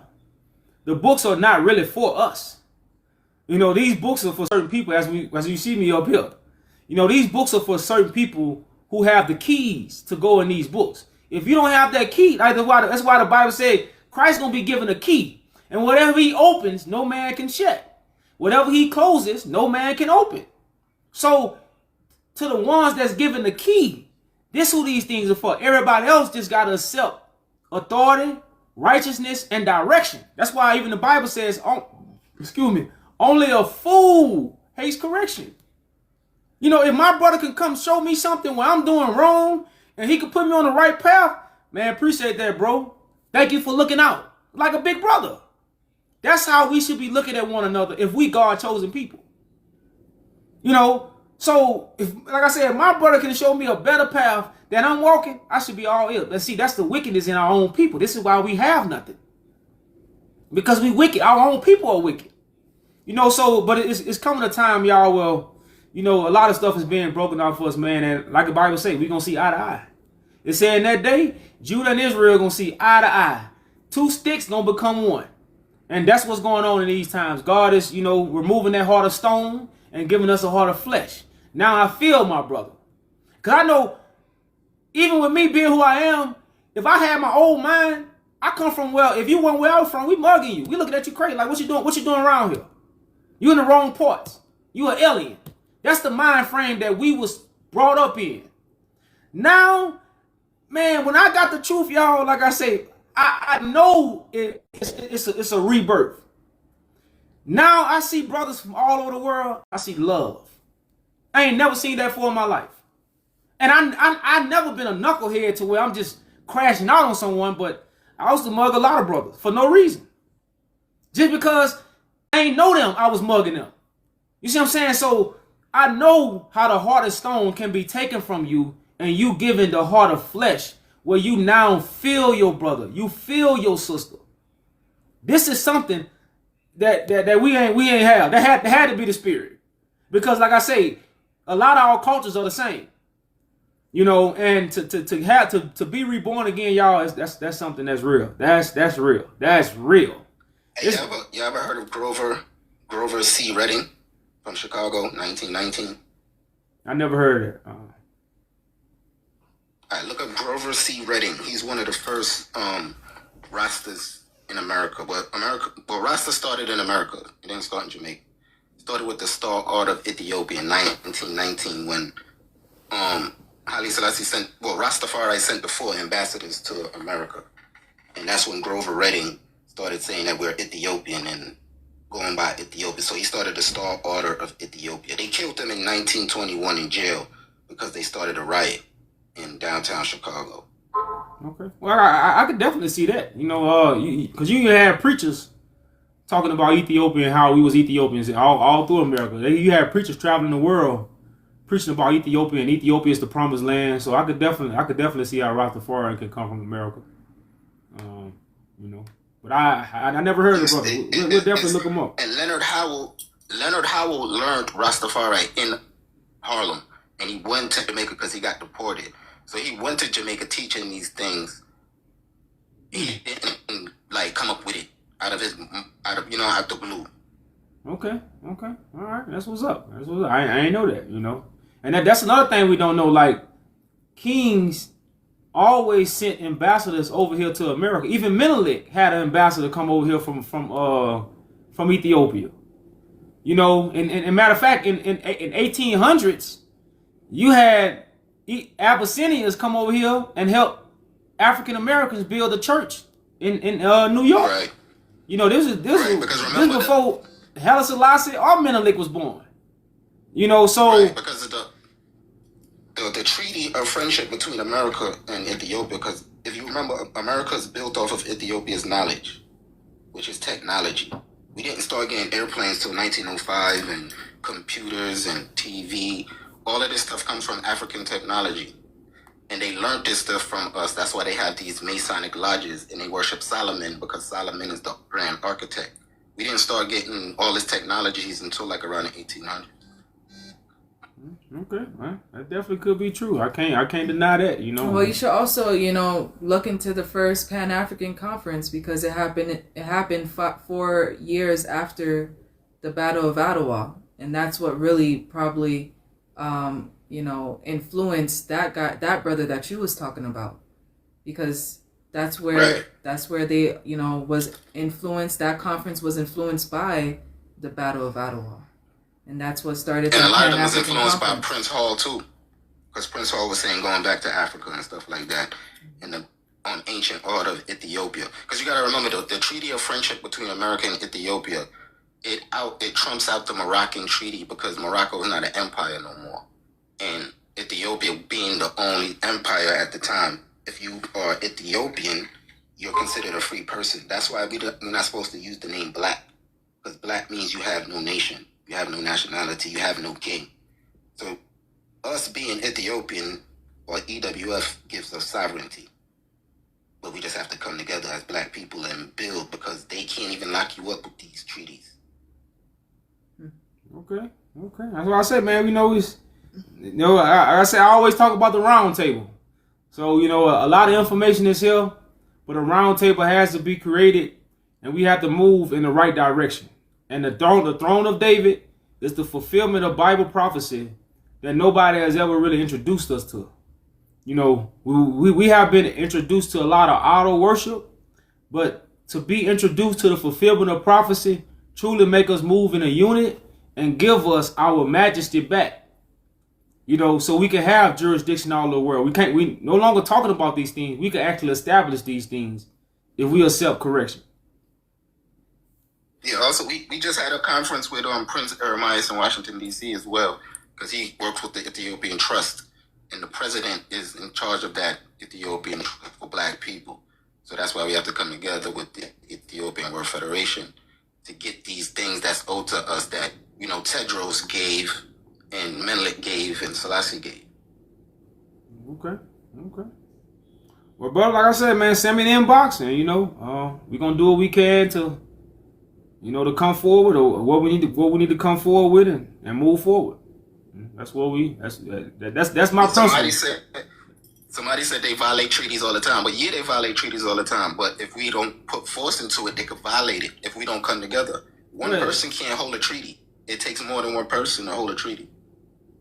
That's why I said the only reason why treaties are violated because, we didn't know. Like, even when Menelik signed these treaties, the people didn't know about it.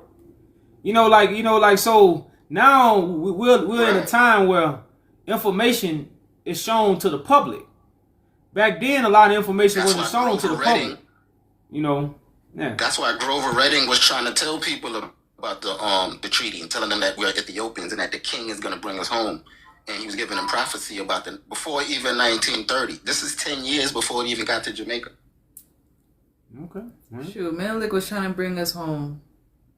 Johannes was trying to bring us home. The Exodus has never happened. Zadi too was trying to bring us home. Selassie was trying to bring us home, but there's going to be a king that's going to bring us home. That's the Exodus. That's the prophecy. Right. That's us, the saints. Well, brother, if you want to say it the saints, we going to leave it at that. But the king going to do it. The king going to gather the saints, and the saints going to create the one body. Because let's do it, king. One thing you're right about it, it's going to be a body of people. But like I say, they going to have one mind, one body, one way, and one order, and that's how we going to come home. So if you want... We got to build the body, because remember, we got to build the body so when a person dies, the body's still moving with the parts. That's why the EWF is the body. But the body needs the head. Yeah. You was about to say you can't be a monster. You can't be a monster now. You can't have. You gotta train other heads. The Bible, no. Why you don't got multiple heads? Every time the Bible talk about 7 heads, it's talking about the evil person.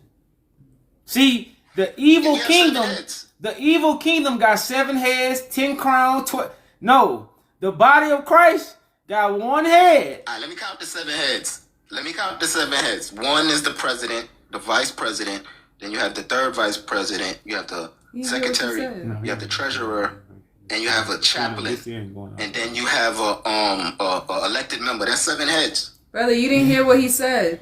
The 7 heads is the evil people in the Bible. Daniel talk about the Right. monster with all the different heads. No, the body of Christ got one head with other But it's 7 members. spirits, right? Well, 7 spirits make up the complete image of God because 7 is complete. So Right. You have 2 eyes, 2 nostrils, 2 ears, and a mouth. That's the 7. That makes up the image of God, right? no. That's not the image of God. No. Wait, those 2 eyes, 2 nostrils, a mouth, and the 2 ears. That's not the image of God. No. That's the 7 gates of Zion. No. How do you get information into your temple? Through those 7 gates, right? You have to breathe. You can't lock those 2 gates. Those 2 gates. No, gotta like, stay open. Information no. comes from your Day mind. and night. Information, the way information enter your mind is through your eyes and ears, not your mouth. Information. That's the 4. That's how many gates are those? How many gates are those? That's 4. You got 4. You got 2 So you have eyes. 7 gates. You got 2 eyes. You got 2 ears. This is what information. You don't smell information. And then the 2 Information nostrils. comes through your And 2 eyes nostrils. by what you see and what you hear. Your ears and what you breathe too. You don't breathe Remember, breathing information. brings memory. You don't breathe You never smell information. food? Wait, you never smell food and it bring back memories? Yeah, but you don't breathe. That's scientific. I know, but you don't breathe information. Yes, you do. The information is life. You have to breathe in life to get information. No. Without those 2 nostrils, remember, it stays open. Those 2 gates, they can never close. If they close, you die, right? Yes or no? No, because you open your You mouth. can't close those 2 gates. Look, I closed it right now. I breathe through my mouth. That's manually. That's manually. But naturally, you close the mouth and the eyes, right? Brother. Manually, with your consciousness, you can't close the nose with your consciousness.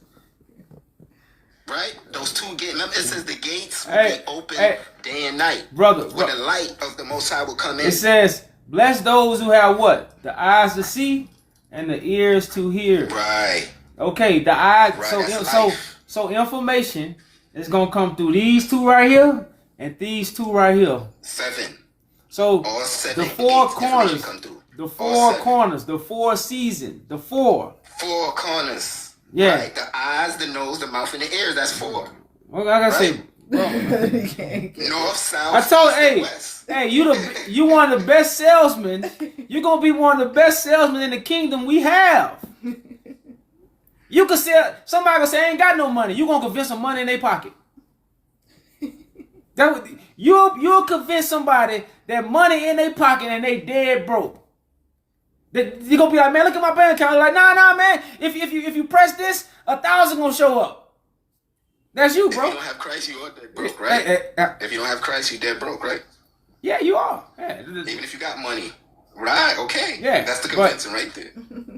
Okay, like I say, you're a good salesman, my brother. You're gonna be a good salesman. That's all What I'm is saying. convincing? Convince is consciousness, which is con. A con is a convict. Is to convict. The consciousness. That's why you have to have the Christ consciousness. I know. Yeah, I told That's how you. you convict someone. Boy, good shit. Hey, good. Hell of a salesman. That's all. Hey, you got it, bro. You can sell a fish water. I believe it. You can sell a fish water. I ain't that good at selling stuff. I'm gonna tell you, I'd rather somebody, I'm the kind of person, I know a lot, I can say a lot, but sometimes I can't say nothing. It's like, damn, I don't know what to say. You ain't like that. That shit just come out. It come out. We need people like you, bro. That's all I'm gonna know. We need you, brother. We need you, brother. That's all I'm gonna say. We need you, bro. Christ said, when you speak, don't speak for yourself. Let the Spirit speak for you. You right. You right, brother. You right. You right. You know. But yeah, man, send me an inbox, brother, and we'll see how we can move forward, I got man. you. Bless up, though. All right. Bless up, though. I got you. I'm going to send it to you. All right. Peace. Who else trying to come up here, y'all? Scares Divine. 3 stuff.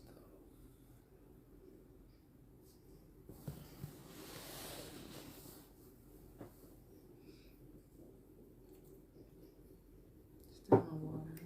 She gone? some water. The water came on yet? They gone? Sound like I hear something. I want to go get that fasting plate, man. Man, y'all, we found the dish. You know, like the fasting in here. Guess how much it costs, y'all. Can y'all guess how much a meal costs in Ethiopia? Now, see, we tourists, so we always in the tourist area. The tourist prices ain't like the local prices. But can y'all guess how much a fasting? Now, fat $2. Damn, you good, ain't you? You must have heard us. You must have got a bug with us or something, huh? You said $2. $2, y'all. $2. $2. You can feed 2 people. $2. You can feed 2 people.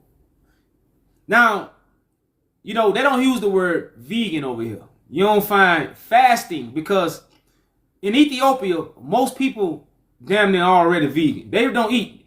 They ain't over here eating chicken all damn day. They don't wake up to chicken and steak. No. They don't. Now they do eat meat. They eat raw meat. But $2 feed 2 people. $2. Feed 2 people, y'all. $2. You know. And man, you know, it's just like I say, y'all, it's just, and the food, and it ain't no nasty food, but $2, y'all. Now, most of our meals cost, what's 500? What's 500 birr? 500 birr, maybe like $5. No, it's less than that. Yeah, like most of our meals cost like $5. Like you ain't spending no, in $3. $3, yeah. So most of our meals are like $5. Let's say $5, because you know some be 600, 700. So most of our meals, because we are vegan, be $5. You know, so it ain't like from $2 to $5 is not a bit different, but $2 compared to America, sure. Oh, man. And the fruit is organic. Yeah. Like I say, man, the fruit year round here, the weather year round. If you want to describe heaven, I'm just gonna tell you, it gets no better than Ethiopia. If you want to describe heaven on earth, from the weather to the food to the landscape to the fruit. Like I say, man, you walk outside, you got brothers with wheelbarrows with fruit waiting on you to. Here you go, man, with a wheelbarrow. You ain't waiting for you to come. Waiting for you to come. They cut it for you. They cut it for you and feed it to you. Wait, it don't get no better than that. It gets no better than that, y'all. Coming from America, it gets no better. Over here, they probably thinking like, man, but coming from America, it gets no better, man. Like I said, it's heavy, y'all. Like, to go outside and a brother in a wheelbarrow with some of the best mangoes and pineapples and prickly pears, bananas. You just go outside. Soursop. Soursop, damn near $1. You're not paying $14, $16 for a soursop. When I first went there, I'm like, man, don't get that big soursop. Get that little one. I'm thinking I'm in America. Man, damn soursop, 50 cents. 50 cents. Like, man, like I say, y'all, man, it's so abundance over here, y'all, and they got us. But we rather eat food in America than come where they actually grow it. Someone said, what is the fasting plate for? Fasting plate is like a vegan plate. Yeah, it's called, because over here they do a lot of fasting. Like most Ethiopians fast every Wednesday and every Friday. The traditional Ethiopian injera dish. Where you get lentils, split peas, cabbage, and y'all, the vegetables, the fruit tastes so different. Like, I haven't had so many. I don't even eat papayas. We don't get no collard greens. I ain't never got no collard greens since I've been here. Yeah, man. But the papaya here, I don't even eat papaya back home because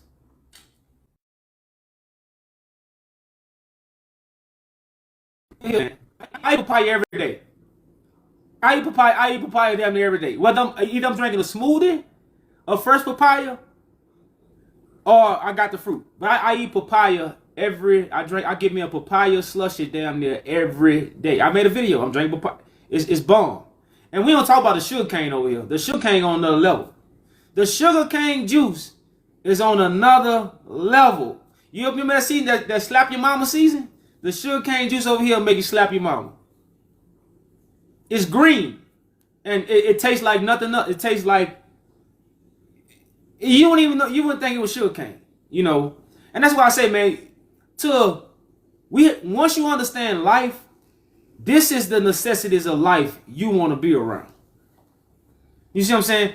I couldn't be filthy rich, and I don't want to be around this. And we over in America complaining about food. We complain about poison. You from America? You don't got no damn fruit over there. We'll do better saying we from South America than North America. You see what I'm saying? Like, if I was I would want to be from South America before I be from North America. You talking about where all the pyramids was, and man, y'all, what? Hey, when comfortability, man, they show you when people get comfortable, they'll say anything. When people get comfortable, they'll say anything. Some people say they want to go back to jail. They comfortable. You don't want to go to jail. You see what I'm saying? Some people, they had a dude on TikTok, he bummed somebody out. He said, man, why the fuck you bummed me out, man? Why you bummed me out of jail, man? Man, take me back to jail. This is what he said. That's he comfortable. So you see, when you get comfortable, some people rather stay in jail. Comfortable. Like I said, being comfortable will make you say anything. Well, I ain't never been comfortable. You see what I'm saying? Like I never been comfortable, y'all. So, but that's what we have right now. A lot of our African Americans, Yeah, I'm gonna call you African Americans because that's what you are. And a lot of African Americans have got very comfortable, with the American life. So just like somebody will say, I'd rather stay in jail. Some people say, man, I get 3 meals a day.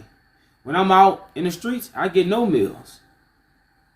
Some people will tell you this. So they say they'd rather be in jail. So that's what my African American people are saying. They say they'd rather stay in jail than be free. Hey, be my guest. I'm not. Be my guest, y'all. I'm not. And so man, like I said, that's just some of the things that you're gonna experience if you come to Africa, man. Just, Ethiopia is like no other, man. That's why we talk about, it's where the Bible comes from. It's a land we still haven't seen a lot of the land yet. But these are some of our experiences as we've been here, man. We just sharing it with y'all. Just life-changing experience is all I'm gonna say. Life-changing, y'all. I wish I was rich. I'll go in there and tell the brothers, man, don't ever stop coming out here with this wheelbarrow with these mangoes. Here go $500. That's what I'll be doing if I was rich, man. Don't stop, bro. Here, I'll be motivating them, man. Hey, don't stop bringing these mangoes out here, bro. You see what I'm saying? Like, that's what we should come over here and do. Encourage these brothers, man. What you doing is like nothing other. We dream to have somebody when we come out our door, we walk a few miles and we got a brother with some fresh, sweet, fruit. Top of the notch mangoes or just fruit, period. You got a brother with a wheelbarrow of sugar cane. Here you go, brother. Cutting it up for you. Those things are stuff you can't create that. That's something that you can't. They happy to sell it. It's not like, they happy. They're happy.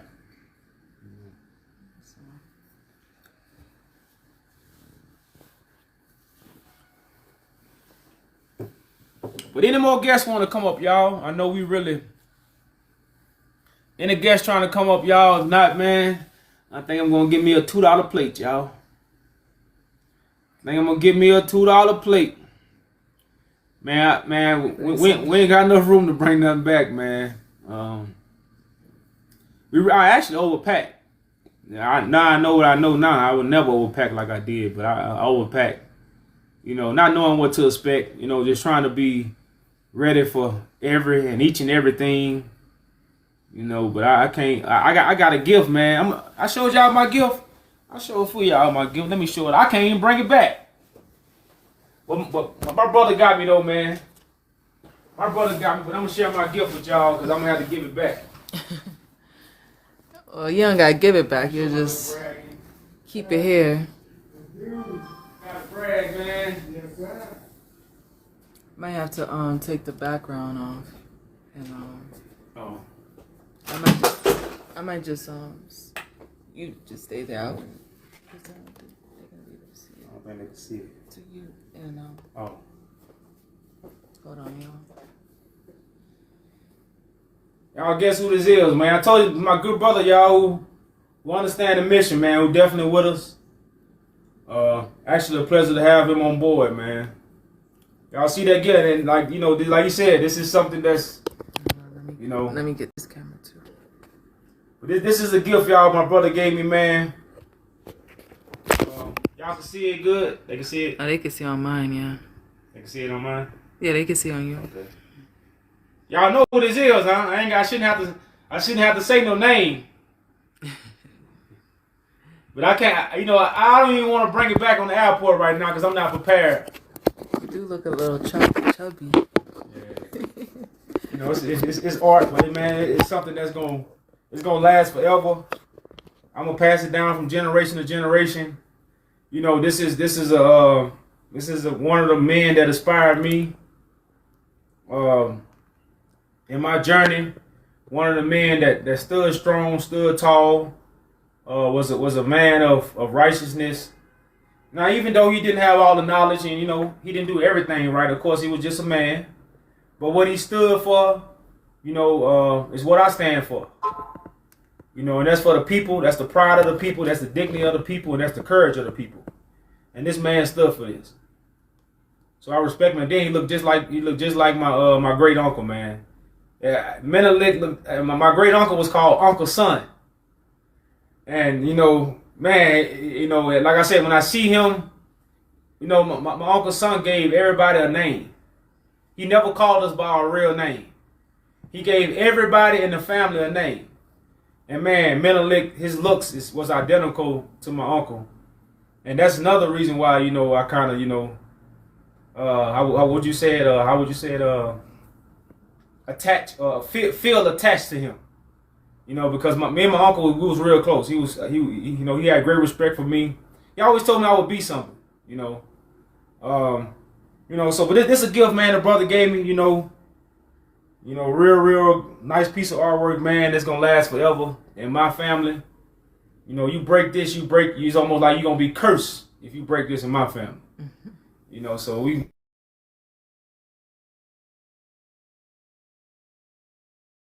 gonna. I'm coming back.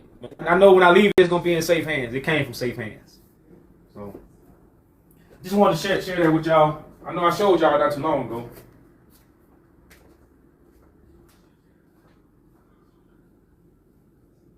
Shoot, where's the background?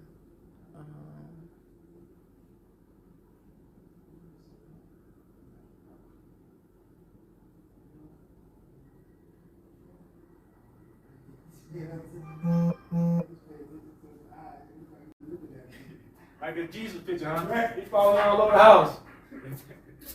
I don't know where you put the background. Yes. Too many pictures. Oh, I wonder why so many pictures. Too many pictures.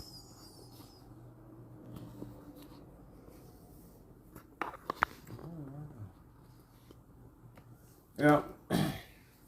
But that's a gift from the brother, y'all. Damn, how you turn it on? Oh. But we ain't got no more guests. Nobody want to come up. We don't worship idols, man. We give respect to people who came before us. I don't worship Menelik. I respect Menelik. I don't worship Tedros. I respect Tedros. I respect those who did it before me. Just like somebody give respect to Michael Jordan when they're on the basketball court. Since I'm on the court, that's actually my nickname, Court. I give respect to those who's on the court before me. It has nothing to do with auto worship. It has nothing to do with praise and worship. Just respect, y'all. Just respect. You gotta respect the people who did it before you, and who lighted the path or kept the path alive. And Menelik is definitely one of these kings who kept this passion alive. When you hear his story, when you hear the things he stood for, and as you know, he was a man of dignity. He was a man that cared about the people. Now, like I say, as a man, people gonna make wrong decisions. That's a man. That's shit. Man gonna, if he not totally enlightened about certain things, he can make wrong decisions. But that don't take away what he stood for. And that's why, again, his grandson said he was not going to. And see, when I said that about that was his grandson say he would never go to Great Britain because that would dishonor the kings that came before him. And one of the people he would have dishonored, how you say his name? Eliziasu. If he would have went to Great Britain, he would have dishonored his grandfather. He would have dishonored the Menelik by him going to Great Britain. So he said, no, I die here before I go to Great Britain. Menelik was the same way. You weren't going to get Menelik to go no damn Great Britain talking about some sea. No, Menelik going to fight to the death.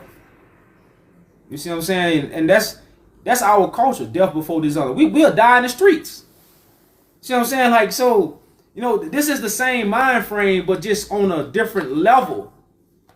See what I'm saying? The same mind frame that a lot of our brothers and sisters hold when they get into the street and gangs and stuff. That's a lot of stuff our ancestors stood for. But they were standing for a nation. They were standing for a much greater cause than a damn street sign and a color. But if you got to look at it, if this in our DNA to die before dishonor, but the only thing we have to honor is street corners, neighborhoods. You see what I'm saying? It's still in our DNA. But we don't have the right dignity and we're not attached to the right things to be dying for. We die for a flag. We die for a handkerchief. It's blue, it's red. Y'all, we gotta put more principles. We gotta instill more principles and information in our people's lives. So if they do want to die for something that's gonna put you in the history books. You see what I'm saying? Die for something that's gonna put you. Don't die for no damn street corner that you'll never own. You see what I'm saying? So that's our culture. That's been our culture. But the knowledge and information have been stripped from us. So now they trickled us down to neighborhoods and alphabets and names and just stuff y'all that don't matter, man. And if y'all want to know more about the kings and uncrowned emperor that Yaju was just talking about, Lijiasu, check out the book. Get the book. We got newspapers in the back, talking about the kings, the queen that sat on that throne. Go to the website, check it out. The return is here, y'all. And we brave. But on that note, brothers and sisters, we don't have no guests, man. So we're going to end it here, y'all. But always, brothers and sisters, peace and blessings. As always, we hope the Father has circumcised y'all hearts and ears for the message. Peace, peace. Catch y'all next time. Peace, peace.